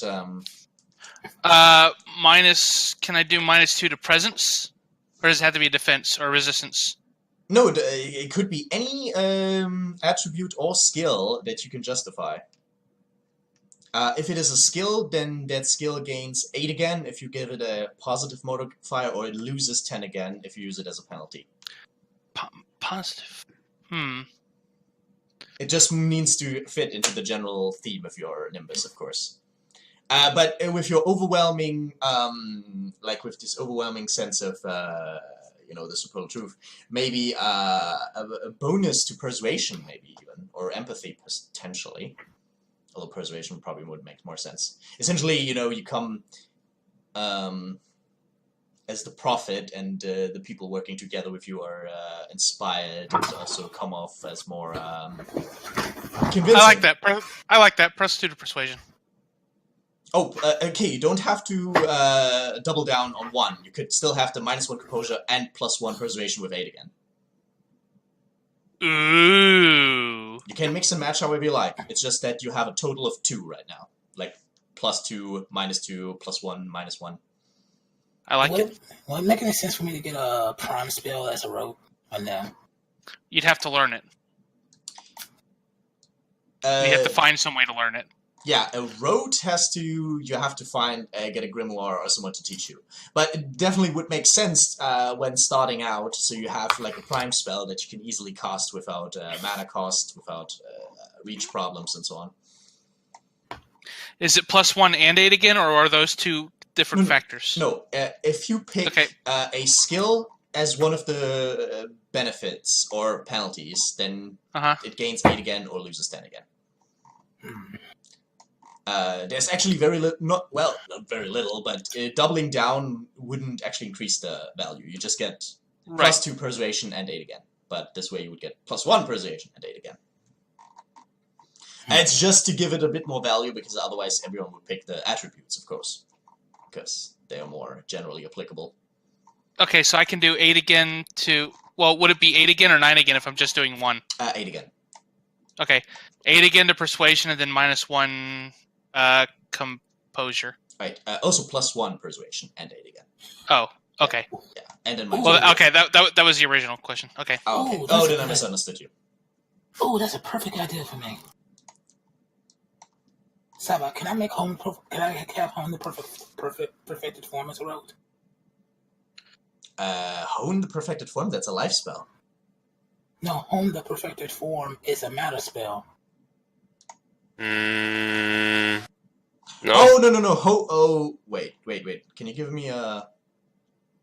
It's in the document you gave me for perfected metals.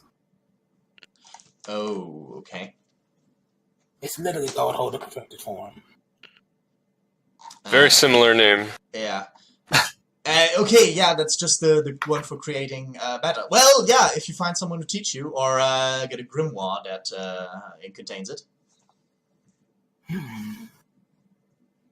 Looks like I know what I'm saving my experience for. I want to go ahead and get that as a rote skill. Rote skill? Oh, well, a rote. Right. That way when I cast it, it'll be easier to cast. I mean, you wouldn't need to... Don't you have, like... I mean, you just got an experience. You have the experience already. Yeah, but I have to know someone who could teach me the spell, right? Right. Because you said I have to save up my experience, implying that you still have to do it. But you're right. Oh, no. No, that's not what I meant. Okay. My bad. Save it as in not spend it. I think is what he meant. Yes. Mm-hmm. I mean, unless you're...